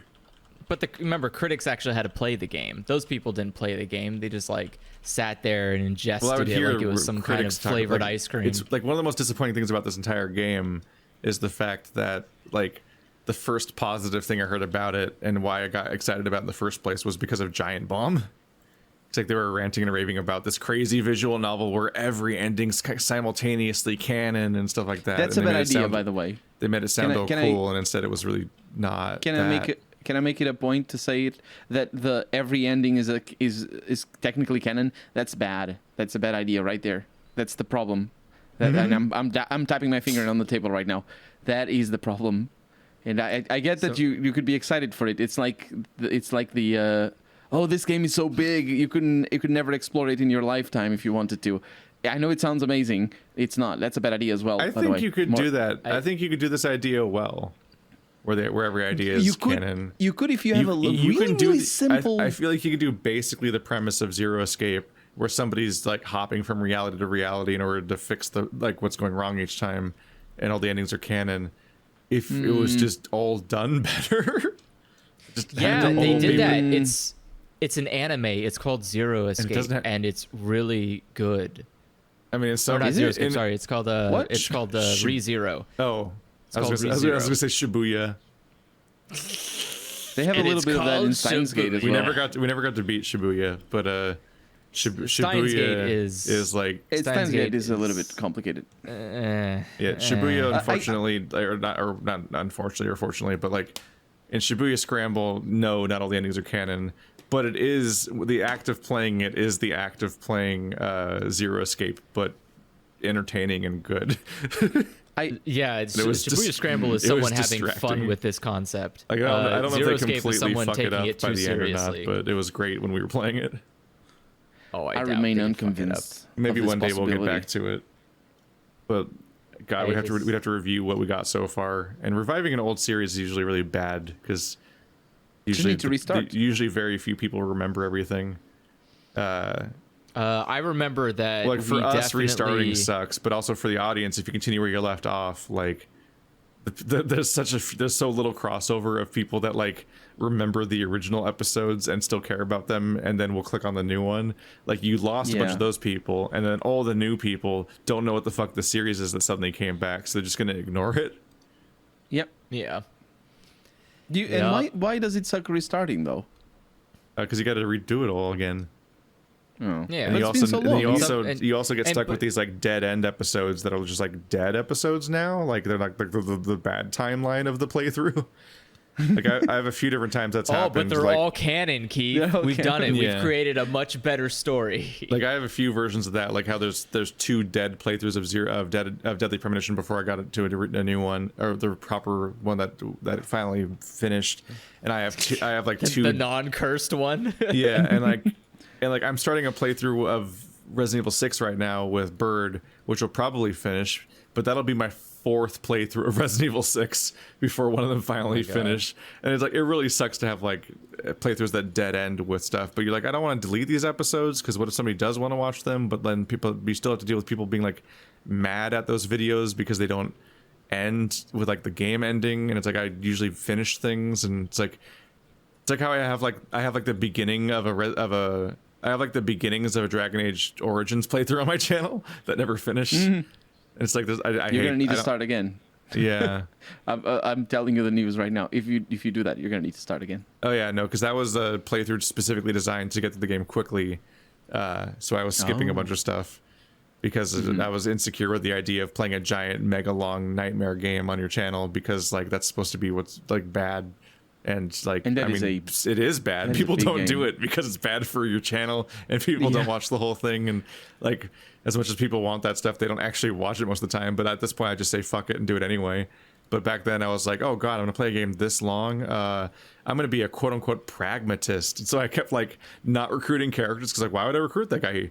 Why would I recruit Zevron? He just tried to kill me. Why would I recruit this crazy Kunari guy? Sounds like a murderer or whatever. I'm not getting mixed up with that mess. You hear about the Kunari in the first town that's in prison He's bad, for yes. murdering people, and immediately I'm like, huh, well. That's nice. Bye. And I never talk to him again. So he just dies when that town gets overtaken, and you never hear about Quen or Kern or whatever the fuck ever again. I don't So I have a remember his playthrough name. where like there's no Zevron and there's no Kunari guy. And there's just like half the characters are all gone, and I'm like. Because I was like, it's like a speed run of it a little bit because I was like, what the fuck do you do? It's like one thing that I had played some Dark Souls games on the channel, but like a fucking like probably 100 episode playthrough of Dragon Age. That's really intimidating if you aren't used to already doing that on your channel. So I was like, how do I like trim the fat of this? Because like me as a player would be completionist and all like committed to this and play a crazy amount of it because I've beat at that point I'd beaten the game 4 times, but like the idea of like doing a playthrough like that is fucking crazy. Yeah, I'm playing Dragon Age 2 right now. The first one I think is easier to play on a Let's Play, but the second one is a lot harder. And like what you're referring to as being long, yeah, that's an issue, but it's an issue just because of RPGs in general. The second game you're probably going to have episodes where nothing happens and you're just doing the same fights over and over again, or you're just doing side quests that literally do not have text. The game likes to throw side quests that just you find an item in the middle of nowhere, and you go to a person, and like you give the item. Mass Effect 3. Yeah, it's Mass and I Effect 3 basically- I'm- where Shepard's a fucking creep. And he's like, hey, Is he? yeah, I went all the way to this distant galaxy to get this obscure relic for you because I vaguely heard you talking about it in a coffee shop. And like, I didn't approach you because I was nervous, but I got the exact thing you were talking about. And like, probably like burned a civilization in the process, whatever. Because like Mass Effect 3 was like, let's have an entire style of side quest where you never actually have a conversation with anybody. There's like they do 20 that of them. They do that in Dragon Age 2 for some reason. I'm basically because they I'm were made editing like the a Let's year Play. apart or something. Because I'm editing the Let's Play, I basically do not include any of them. It's just like they don't exist, and I think that's good. Those quests were so fucking bad in Mass Effect 3. I'm doing something really, really devious with Fallout 3 as well. I'm playing Fallout 3 for the first time since basically it came out, and I'm doing a Let's Play. That also happened in my Fallout 3 playthrough. That was an especially endangered playthrough because like fucking especially endangered. I don't know if you saw it or not, but like not only was it like an RPG when it's like that's like a scary thing to cover in a massive scale as like an open world RPG when you're not used to it, but like it was a series of Patreon nominations back when somebody could get me to play a game for an hour before I made it Let's Tries only, and that's why I did it, was because they would start a playthrough and then they would just stop nominating, and after like 4 episodes it's like, yeah, well, thousands of people wanted that to be a real playthrough, so I don't like this feeling. But I was doing a fucking speedrun playthrough of not a real speedrun, like not like exploits, but like I was like, how do I get through the entire story of Fallout 3 as fast as possible? Because I had it charted out so I could potentially beat the game in like 8 hours or something. Because I was just, it's like, all right, let's explode Megaton immediately, and like let's like go straight to the children and go straight to their problem and skip like half of the stages, like sequence break the narrative by just going to the first place you can go to by just walking there, and so on. With it, skip the entire investigation, get to your dad in like 3 episodes, that kind of shit. Go to the fucking like dimension where you hang out in like a grayscale place and everything's nice. It's like I Love Lucy or whatever, and you just murder everyone. It's like how quick can I get through all of this? I'm doing a drastically different take on that. What I'm doing is I'm using heavy editing, and I'm editing out all the enemies. All the enemies? All the fights. And it's not because I want to get to the end fast. In fact, I'm doing all the side quests and it's going to take forever. It's because I really, really dislike the combat in Fallout 3, and I think it just detracts from the game. Kinda. And I'm basically recreating Fallout 3 it's not necessarily in my image or anything, but I'm recreating Fallout 3 into something that I think is going to be better for my sanity and for I'm basically mixing a Let's Play with more creativity, and not I mean, I'm not changing the dialogue or anything, but it is sort of, I'm leaving some enemies, like for example, I find a super mutant, and super mutants in that game are really they're a crime against humanity. They just say things like, "I will eat you," and they speak like it's so silly. I like how you bad. paused at each word, like he had to think about the next word in that really generic sense.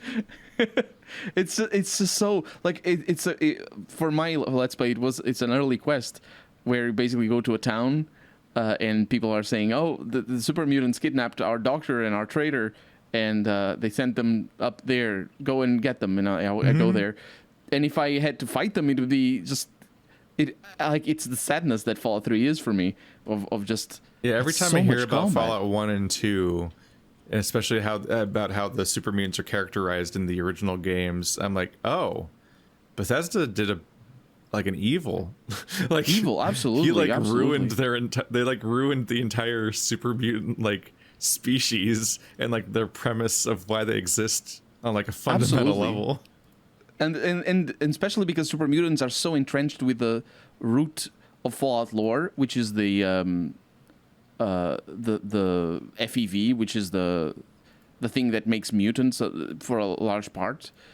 And they specifically were born in a specific place called Mariposa Base in California, and that's where they are. And Fallout 3 takes place across the country, and there's super mutants there trying to eat people, saying, "I will eat you." And kidnapping people so they can eat them better or something. And it's just like, either way, my point is, I think I'm starting to see the first few reactions of people in the comments as it dawns on them that there's something really different about my Let's Play of Fallout 3. Yeah, I was like, this sounds like a really unusual choice. So I was wondering how the fuck the audience would be reacting to it. People are like, there should be raiders over there. Why are they all dead? Why is that place empty? And You're just not explaining it. You're just letting it flow. I'm just letting it. Yeah, absolutely. Like I find what I did with the first Super I mean, they're Mutant gonna that I know saw. now. Well, yeah, they might. Yeah, I'm semi explaining it in the comments as well, but obviously not everybody reads the comments or makes a comment. But the like the first Super Mutant I found, I just found it in the middle of the wasteland on my way to the town where they had kidnapped the people from that town, and I changed in the console commands. I changed the Super Mutant to be passive, and just not attack me. And it's a really sweet, interesting moment where you see this big hulk of a person just going around the wasteland, and you go up to them, and he says, "Talk," and that's his line, because they have a line if they're not aggressive, they just say that. And I just, "Oh, I'm sorry, I'm just going on my way." I'm just sort of making this story around as if the game wasn't full of because there's so many enemies, and it's so lore breaking, because there's literally like 200 people that don't attack you in the whole game, but there's thousands of enemies attacking you. And, and it's just like, it's a problem that was kind of recreated in Outer Worlds, where you're just like, exactly. This starting planet's really fucked up by the sheer number of random people I'm murdering. It really fucks with the tone of everything we're supposed to be like worrying about. Oh no, the sanctity of life or whatever. Anyway, every time I step outside, I'm gonna kill like 30 people. And I'm the one choosing to do that. Like, I'm stepping outside knowing that I'm going to fight like 30 people and murder them. I'm Nathan Draking the fuck out of this game. Like, yeah, absolutely. It's hard to reconcile the two. I think I might have said that in my last few episodes of The Outer Worlds, was that if The Outer Worlds 2 comes out, I think maybe that was where the idea in my head started to appear of doing this sort of Let's Play. When I play The Outer Worlds 2, I will edit out all the combat. Basically. I'll play on minimum difficulty, and because it's so weird, like a lot of the design decisions in The Outer Worlds is a lot of the design decisions are just go counter to what a shooter is. Like, for example, in that game, your ammo doesn't weigh anything, and you find ammo. The ammo is the vast majority of the loot that you find, and the in terms of like, if you see 3 loot spots, 2 of them is going to be ammo, another one is going to be weapons. Yeah, which makes sense. You don't want to. It'd be weird if more guns dropped than bullets. Like, yeah, it makes sense. Yeah, like, is this a metaphor?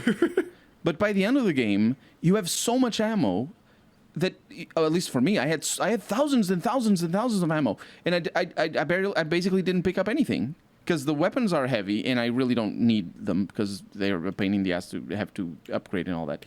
And the way the upgrade that entire works, genre has too much loot. Yeah, way too much loot, and most of it is ammo that you don't need. And the ammo is universal. So all light weapons use the same ammo. All heavy long guns use the same ammo. All energy weapons use the same ammo. So it's universal. So it's uninteresting to begin with. And all the weapons are basically upgrades of each other as well. So they're also uninteresting to begin with. You never find a cool weapon that has a different mechanic or a. It's basically the same thing. You always know what you're gonna find. Playing that game was interesting because, like, there was really obvious parts where they were held back by like a lack of scale and like the inability to like fully commit like how much they'd have to do to make that a particular game like actually fleshed out, and like there wasn't like enough planets and so on, like spaces. But like all of the game's biggest problems were the fact that it was a Fallout sequel. Like all of its most damning mistakes are the fact that are things that it recreated from Fallout 3 and New Vegas that were just none of this actually fits with like the setting or the story and so on. It's like it kind of shows you like it reminds you outside of Disco Elysium like how much like both like anywhere from middle tier to top end RPGs budget wise are just like cowardly and have to follow a really specific formula out of like fear of doing anything else. But that's Bethesda's fault. Bethesda made Fallout 3, and as such, they made Fallout into what it is today. And that's why I'm saying, like, it's what I'm saying. It's why I agree with you completely. Is what I mean to say. Because it is sort of a new Fallout. If Fallout 5 were done by Obsidian, and if it were done by the same people who made Fallout 1, even if it were done by me, who have these opinions, I would still have to make a game for an audience that got to know Fallout by what Bethesda made, and even an audience that likes Fallout for what Bethesda made. So yeah, Fallout is People Fallout 1 and 2 like are 76. I don't even. I mean, it's yeah, but I mean that's the thing. Like, it's not just about what it was. The fact that the new sequels have success changes what the franchise is, and even if they wanted to make something more akin to the original Fallouts, where it's more point and click or more character oriented rather than dungeon oriented, they still have to know. They know when they design the game that it's going to be played by people who are expecting a dungeon crawler, which is what Fallout 4 and 3 and 76 Yeah, are. like they're hobbled by it. Like, yeah, on a creative level and like a game being coherent level, the takeaway would be that they took all the wrong lessons from Fallout New Vegas, because Fallout New Vegas was good in spite of Fallout 3, whereas Outer Worlds is like hobbled by its weird loyalty to New Vegas and Fallout 3 that is just like badly clashes with everything they actually are doing in their game. But from a profitability perspective, being able to market yourself as being a spiritual successor to Fallout New Vegas is how you get the funding for the game and a bunch of people's interest in buying it. But that means you then have to follow through with making it like New Vegas, even though that's a bad idea. Exactly. I still think it was I had fun with the game. I just, it is, I don't know. It's just like, I like shooters. I know I come across, because I'm criticizing Outer Worlds and Fallout 3 and Fallout 4 for their combat, and New Vegas as well. It's not that I don't like shooters. I like shooters. I tried the last shooter that I tried. I think was Metro. I tried to play on a Let's Play. I think it was Metro, the second Metro, and those are games that I enjoy. And I'm a big fan of Stalker and a big fan of the original Far Cry. Was really cool for me. I really liked it, and I like competitive shooters. I like the gameplay. Yeah, it's just that the gameplay doesn't fit. Yeah, it just doesn't fit for a traditional role playing game. Yeah, so if you want to make a role playing game, it needs such a body count to have a coherent campaign. But that's like your average shooter already kind of struggles to justify why you're murdering so many people, and so like they get away with it often by making them monsters or zombies or whatever. But it varies greatly from shooter to shooter. But like having an RPG full of like moral choices and having to like essentially ignore all the mass murder you're doing when you're playing as your quote unquote good character just really muddies the water in a strange way. And like this even happens when you're playing like not even shooters, but like Star Wars, like KOTOR and stuff like that, and you have like the body count that those kinds of games have, and it's just like, to some extent it's just like the length of a game. Like those are adaptations of movies that are about morality, and those movies are like 2 hours long every few years, but the game is like 40 to 80 hours long, and that such a huge body count comes with that it leads to this really weird dissonance problem with players, which is why, like around the time BioShock Infinite came out, the ludonarrative dissonance got driven into the ground as a term that was just said constantly. But it was like, it's a truthful concept where it's like, what am I supposed to think about this character in the context of this universe and what's happening in it? Like, it fucks with the narrative in many cases and the characterization. Like Joel is not a character that has dissonance in his character, but Drake sure is. Nathan Drake's a nightmare. Like, what the fuck is wrong with him? He's like smiling as he kills like 100 brown people per game or more, and it's like, it's so fucking weird, and it's like justified as like, but the relics will like end the world maybe or whatever. And it's like, you keep going on these adventures where so many people die. How are you excited about doing it a fifth time? You know it's gonna happen. There's gonna be so much blood on your hands. Whereas like Joel is actually characterized as a murderer. He's a horrible human being. Like, that was the point. And it's like, that's why Last of Us is so much easier to accept narratively than Uncharted is, because like Uncharted is a fucking like nightmare where you're supposed to just be like happy with this. And I'm like, why did you characterize him like this?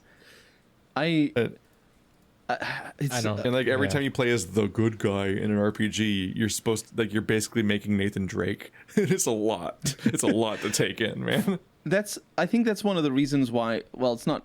It's one of the many reasons, but it's definitely one of the reasons why I think a turn-based system, a turn-based combat system, is better for role-playing games, because you can, if you think about it, like the experience you have when you're fighting a monster in a shooter, or when you're fighting people in a shooter, especially if those people have weapons, the experience you have is actually very different. Both in terms of the story that you're creating, because obviously you're killing people or monsters, but also in terms of the dynamics of the characters in the monsters, because they can jump, or they can explode, or they can throw up on you, or whatever. It's very different, right? If you play a Left 4 Dead, or if you play a Call of Duty. But in a turn-based system, that's not at all how it works. The difference doesn't exist quite as much. And in the best role-playing systems, what they do, in precisely because the differences are so difficult to establish, what they do is they sort of slow down the pace. Like, for example, Banner Saga for me has one of the best turn-based combat systems. It's not the system itself; it's just how well it's done and how well it's fine-tuned. That Rabid Mario game for the Nintendo Switch had the same sort of attention to gameplay mechanics, and I think even more than XCOM had. And I say had, I compare it to XCOM because it's done by the same people who made XCOM, right? The Rabbids and Mario turn-based I combat. believe so, yeah. Yeah.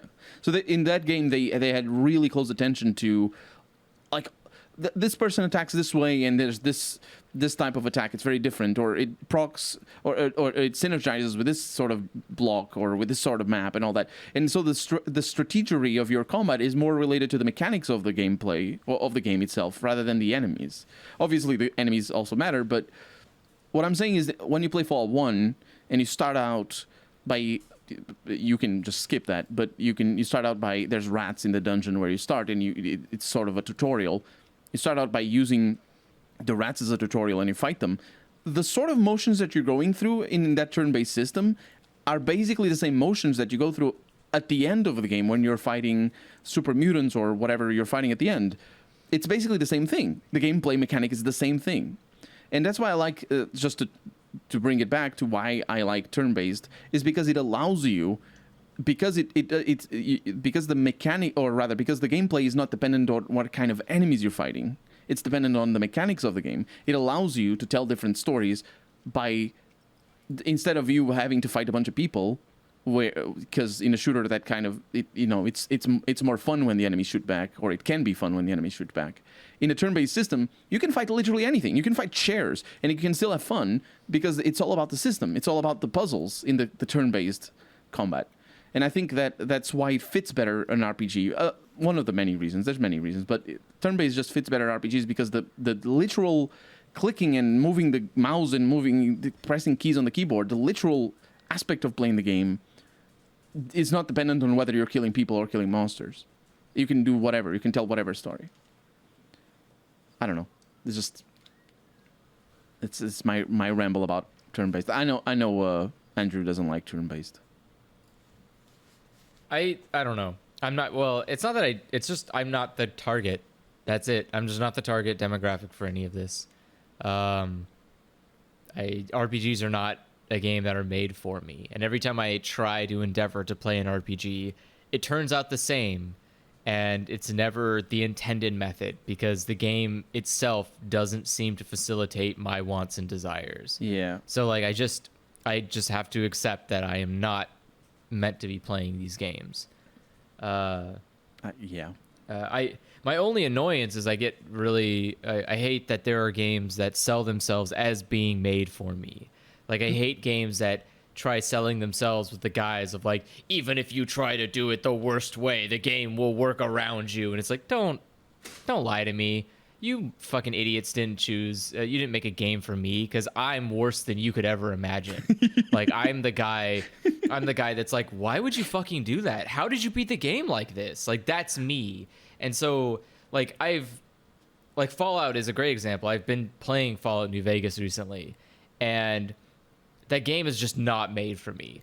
I've broken it so many times in ways that I clearly can see the game was not ready for, and I constantly find myself in like in situations that the game just can't balance any kind of narrative around, where like I basically would go and I would talk to a person because I know that they have something I need, and the moment they gave me the thing, I just turn around and shoot their brains off.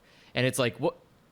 Well, I mean, how are you gonna? The game's like, well, you got the thing, but now you can't you won't get any of the gratification for doing this, and like killing this person means you get bad karma, and like this is not ideal. You don't want to be in this situation, and then you go and do a thing, and it's like, well, okay, I made people happy now. It's like, see, so killing the person didn't matter, and like, but then narratively speaking, that's stupid. I basically am just like a murder hoe.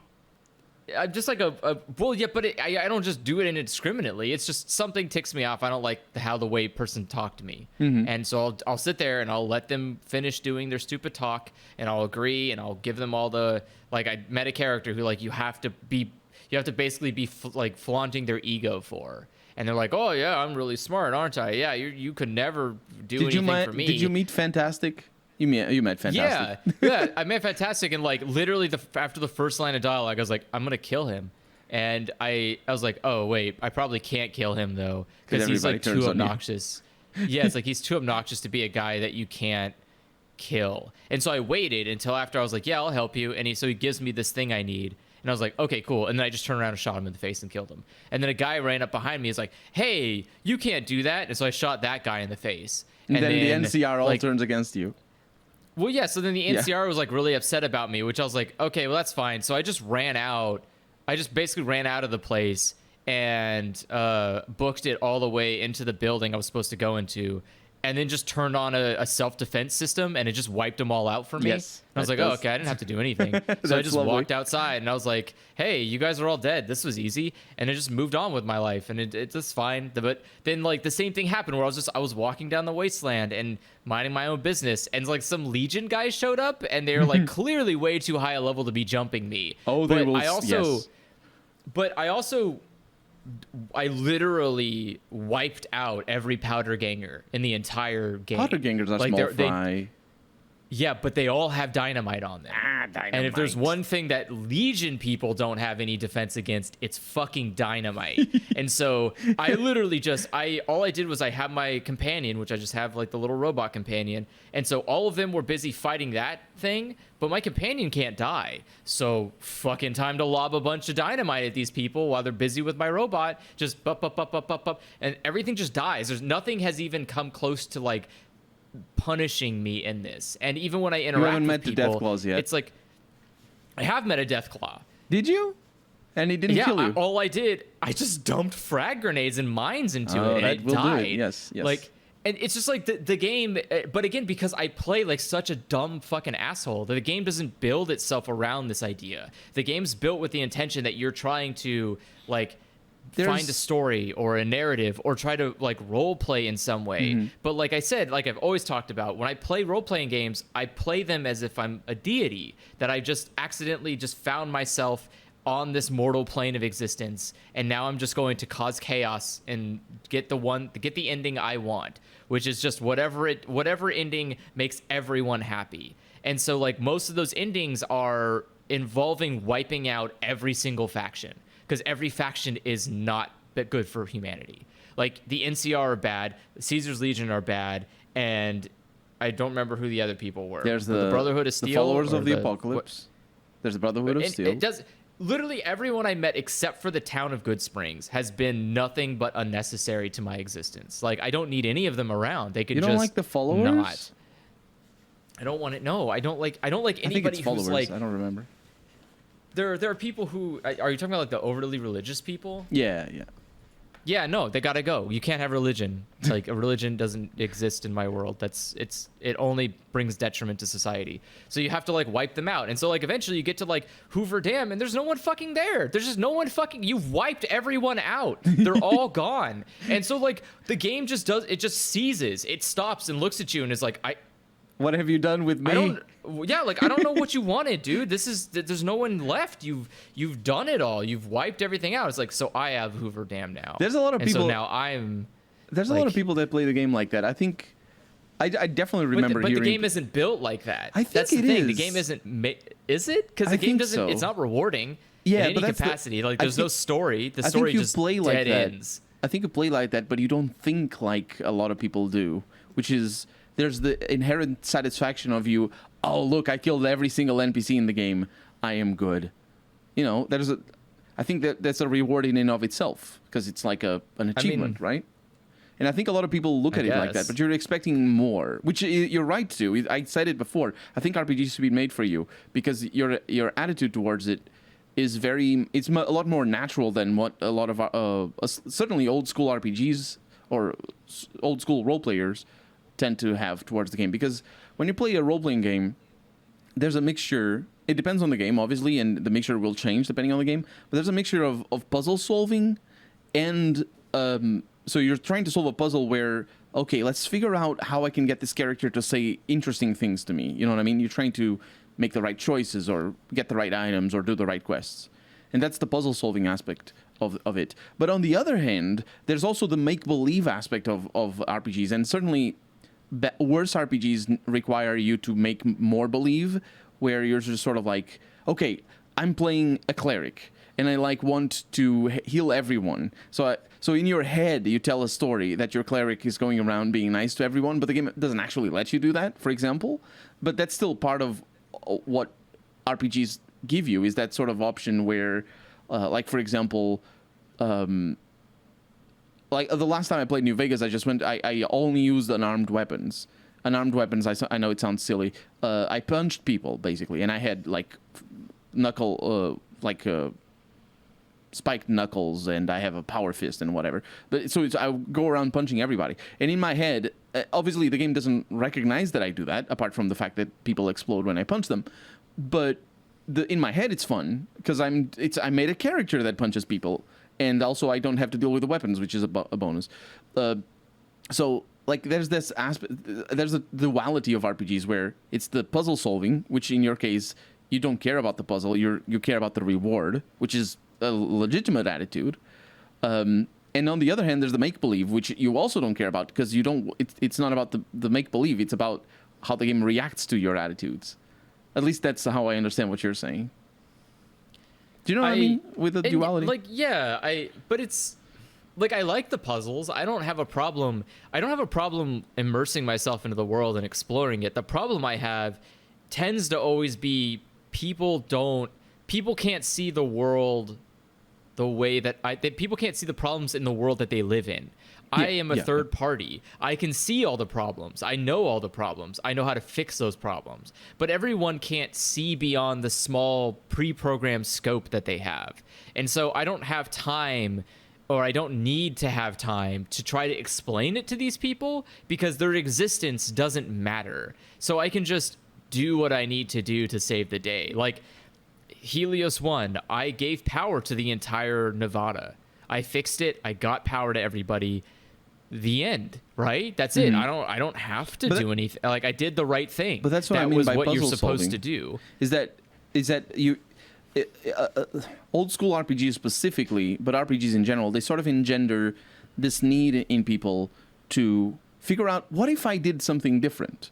Like, what if instead of giving it to all of Nevada, I just sent it all to New Vegas? What would happen? And that's what I mean by the puzzle solving aspect, is that because you know what I mean. But I'm not saying that everybody likes that idea of what if I did something different. A lot of people don't. A lot of people just play role playing games, role playing themselves, and being like, what would I do in this situation? Which is a way to play role playing games, and it's an easy way to immerse yourself in the world. But it certainly doesn't allow you to do different things because you're a single person. You're not gonna do two things. You do one thing. But it's still an aspect of it allows you to. It lets you know that there's multiple possibilities. And one thing that RPGs do, some of them, The Witcher 1 did this, for example, is because they want people to see that there's different choices. What they do is they give you unexpected consequences to your actions. So, for example, the thing that looks the good thing to do actually results in the bad choice. So when you replay the game, you do the bad choice, so it gets the good choice. Joke's on you, you get an even worse choice because this is The Witcher. What did you expect? But still, it's I don't know. I think your attitude comes from maybe not having grown up playing things like Baldur's Gate and JRPGs. Do that as well. But my first RPG was Fallout 3, and I played that like in high school, and it was the same problem. The same problem of I showed up. I think the moment that the game was like, all right, you're leaving the vault, I literally killed everyone in the vault because I hated all of them. I was stuck in this vault with people I didn't want to be around. And so any person I could find that was part of the vault, I murdered them. And so my prerogative was like, you got to find your dad. Yeah, to kill him because he's the one that escaped the vault and he needs to die first. And let the cockroaches in. Like, do you know that it's canonical that the cockroaches at the beginning of the game are because your dad opens the vault door so the cockroaches come in. Oh my god, that is so silly. But that was the thing, is like I had to sit there for so long and I hated every minute of it. Like I hated being stuck in this like on rails thing. It's like, why did I even create a character if I don't even get a freedom of choice? Like I have no agency. The amount of cutting that I did at the intro. And so like the moment you leave, it's just like, go find your dad. And it's like, yeah, no fucking shit, Cock's gun. It's like, I'm gonna find him for sure. And like then the quest just becomes like, how does Andrew get to his dad as fast as possible? So you talk to people. Well, yeah. And so I just talk to the people that like, oh, find your dad here, and then you shoot that person and you keep moving. It's because like, if they know your dad, they're not good people. They need to go away. And so you just have to keep going and going until you get to where your dad is, and then you just kill him. You just. What you're saying is Fallout is a Star Wars. Fallout is a Star. I mean, yes, basically. I don't know. It's just my method is just always like, I want to do whatever is good for society, but I'm not going to tolerate diplomacy to get there. I have no need and no desire and no one can tell me no. That's the thing, is like no one in this game can stop me from not taking the diplomatic route. I will always come out on top. The American way. Yeah, but it's like, but realistically, like these are just dumb computers. They can't do anything. That's true. Of course, yeah. They can't stop me. They have no agency. So if I want something, so in order to get you to engage, like an RPG has to do the same thing that horror needs to do to get you to engage, which is to make you powerless. Yes, basically. Like an RPG has to make it so I do not have the power except diplomacy. I have to talk my way into every situation. Because if you give me the option to be violent, violence is the easiest option. You don't have to do anything. Or Disco Elysium. Did you play Disco Elysium, Andrew? No, because I was waiting until, because I didn't want to. Well, yeah, I want to play it, but I was waiting until the voice acting patch came out, because I was recording it and I was trying to do all the voices, and that quickly became impossible. Yeah. And so it was like, okay, I can't talk for everybody, because like I literally talked to these two old fucking guys playing whatever the fuck, and it was like an hour. It was like an hour of like geopolitical talk, and I was like, I don't even know what the fucking you just said, because my voice is hoarse. He had the weirdest opening hour I've ever seen of Disco Elysium. I think it took me 2 hours to leave the building. Oh, you just left the building? But he just walked right outside and found the old people playing ball, and that was his opening hour of the game. Wow. Well, I did. I talked to people inside. I talked to all the people I could see. You didn't throw yourself against the lady in the wheelchair, though. No, I just moved on. Like, I don't. My prerogative is to. I'm there to solve a fucking crime. I'm gonna solve the fucking crime. I'm not gonna so many comments that aren't mad at me for not being lol random enough in the opening hours of that game. I don't even. I don't even I can't even imagine. But like, I want to play Disco Elysium because I like the idea of just like talking through all of your stuff. But the problem is that because it allows you to be zany if you want.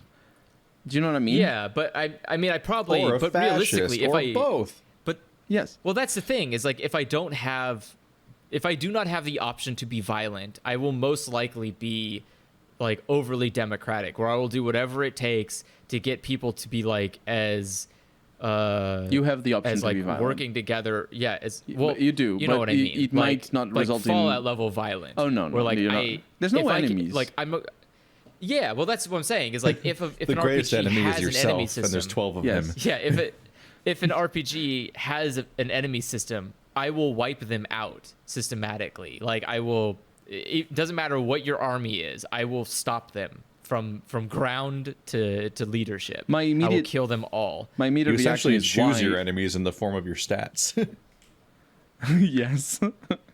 Which is that sounds great. I mean I don't know. It's just It's such a great... but at the same time it needs to be engaging enough to make me want to do diplomacy. Because if you're gonna have like I will say I didn't immediately rush to playing Disco Elysium the moment the patch came out because there's still this part of me that like is kind of soured from that first hour of playing where I was like, okay, this is kind of good and all, but I really didn't care about almost everything people said to me. Like it was really tough to It's fantasy. to parse the information through because it's just a lot of like especially when you I don't know maybe the route I took but there's like I talked to a lot of people and none of them had anything relevantly important for me to listen to. All like none of it helped me with this crime Yeah, that's that the I'm thing. trying to solve, and I was like, I'm here for one task, and if I cannot do this one task, I will not retain the information from you people. Yeah, like I will not Disco talk to Elysium you. I will not. Basically doesn't Yeah. focus on the crime. It's all tangential. Well, then we're gonna have a hard fucking time because that's all I want to do. It's very I Beastars j- season 1. fucking great. I just like you can all I want to do is you solve can the focus on the crime. crime, but you need to be like if you want to focus on the crime, you can absolutely do that. But you're gonna need to be you're gonna need to stop talking to people. Like you go to the old folks and you can't ask them about the crime, or you ask them and they say, "Oh yeah, it's there," and you just say, "Okay, bye." And you can do that. You can beeline the quest line, but there's a lot more. So there's all the side quests basically, and it's this lady that you're convinced that her husband is missing, and she's just reading some books. Or there's this kid that is Kuno, or there's this scab. Or there's this scab that has mismatched clothes, and stuff connects, but it's the attitude that you have It's to a have holistic RPG.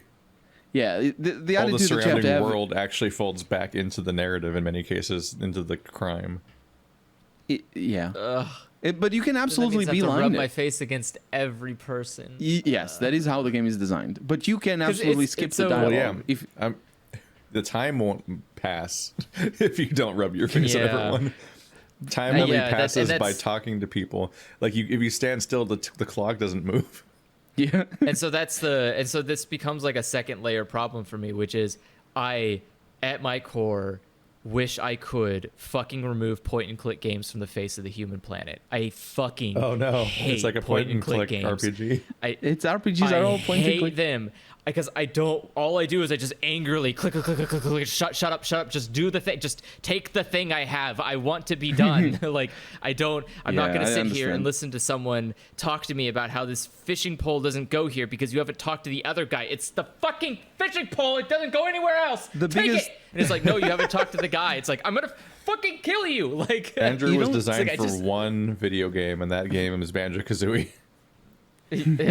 and Doom. I don't Those think- are the only two games that my entire dumb child brain works at. It's like pick up all the items or kill literally everything. Those are the only two modes my brain can compute. I don't and it's think, like anything. I don't think Disco Elysium has that problem though, because the way they gate you from content is, for example, like you find the corpse, you find the scene of the crime, and you need to get the corpse out of the tree. It's in the tree, and you have some choices, and you can deal with them. And you're doing the main quest, right? When you're doing those things. Yeah, But there's then no you like imagine- combine chicken with pulley to make solution. But there's nonsense. Okay. The way they gate it is that if you fail, for example, which you likely will, although you might not, if you fail to get the corpse out of the tree, your companion tells you maybe this or maybe that. It gives you some options for you to do. But the act of figuring out how to now get the corpse out of the tree is you going around asking people. So maybe you go to the big strong guy, or maybe you go to the boss, the crime boss or something. and you know, if you mess around with them. So the gating isn't you haven't talked to this person, it's you don't know what person you need to talk to. Do you know what I mean? So like, for example, I know the game There's a more lot or of less. there's a lot of problems in Disco Elysium that have like 8 solutions, 2 of which I don't know still, despite having beaten the game. Yeah. But like you probably can write down a walkthrough how to beat the main quest as fast as possible. I know all the steps. I mean, I am playing the game, so I have the advantage there. But like I could just tell you do go here, go there, and if you can pass through this, and I could just give you a list of things to do, and you do the main quest, and it still involves you going all over the place and talking to every person, because you know, even simple things like where are you gonna put the body. Where are you going to sleep tonight? Also that, yes. It's a genuine logistical concern in that game. I wish they had made food being an issue. It would be so nice sitting down with Kim for lunch. You just want it to fully commit to being pathologic. Wouldn't it be nice just to go into the cafe and being like, sitting down, okay, what will I have this morning or whatever? I mean, and I'll then take Kim any says nice excuses things. to have more conversations with Kim. Yeah. And then it could be good because it would like summarize what you just did. It would make sense because you eat. Although it would certainly undercut that one line where Kim says you haven't drunk any water in the last 2 days, which is an amazing line.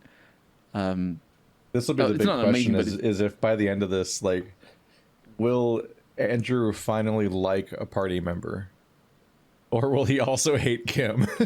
I don't think he can hate Kim. Is like with you for like the entire game. I think Andrew is gonna like Kim. Like, I think you can really antagonize him and get him to go away a fair number of times, but like it's like heartbreaking.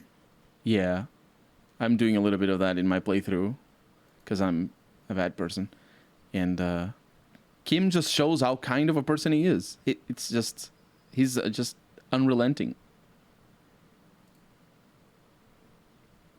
I think Andrew's gonna like Kim. Fun, Andrew.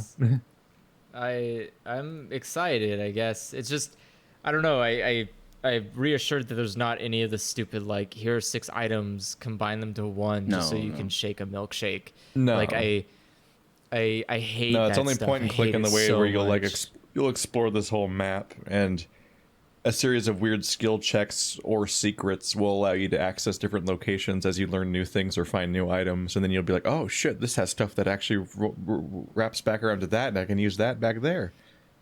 Mm-hmm. Okay, well that's normal. That's just how like real life works. So that's fine. The one thing that I do recommend is that you, like obviously you can, you can have trouble with any mechanic in the game. Like simple things like taking drugs can be difficult. I found that there's a bug basically that if you equip a drug to take it, it doesn't allow you to take the drug. You need to unequip it and equip it again. I don't know if it's on my system only, but like even. Yeah, it's weird. I don't know how to explain it. But like things like when you have some dialogue lines that are skill checks, and those are random based, so you have a better chance to succeed or you have a lower chance to succeed. And there's the red skill checks and there's the white skill checks, and that mechanic can be a little bit confusing. What I recommend that you do is once you figure it out, if you need help, of course we're here to help. The game explains what they are. It does. But there's one thing that it's easy to miss, which is the plus and the minuses that you get to those chances, and they're really interesting and funny sometimes.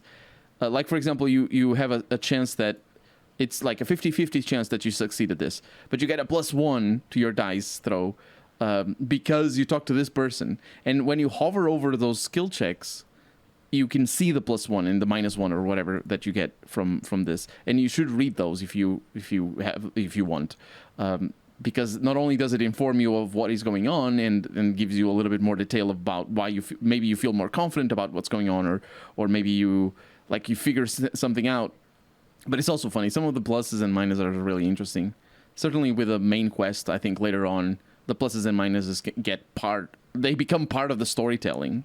Like it's a pop-up on a skill check that tells you why you have such a good chance, and that is part of the storytelling that you have a +1 on certain thing. Because sometimes it's like you saw a scarf outside or something. I don't remember any example off the top of my head without being spoilery.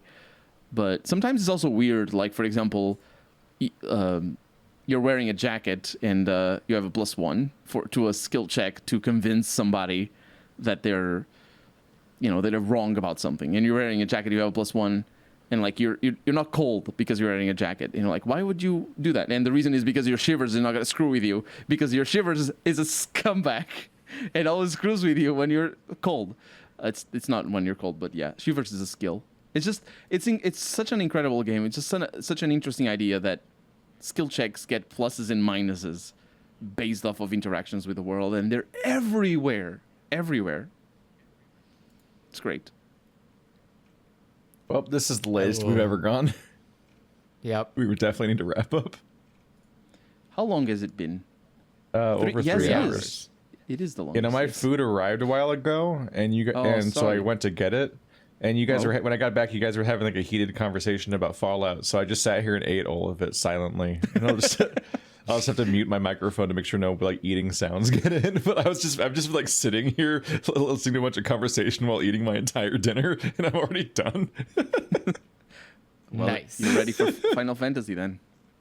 I will now. Andrew has to get ready. That's why I gotta go. Yeah, no, I need to. Yeah, now I need to get he's ready. gotta like walk his dog probably and stuff. Yeah, I already have food, but I gotta walk. Yeah. He has life that is dependent on him. Enjoy that thought after all that talk about Fallout, audience. If it makes you feel any better, I don't. Dogs don't talk to me, so they get to pass. See you guys next time. Bye bye. Goodbye.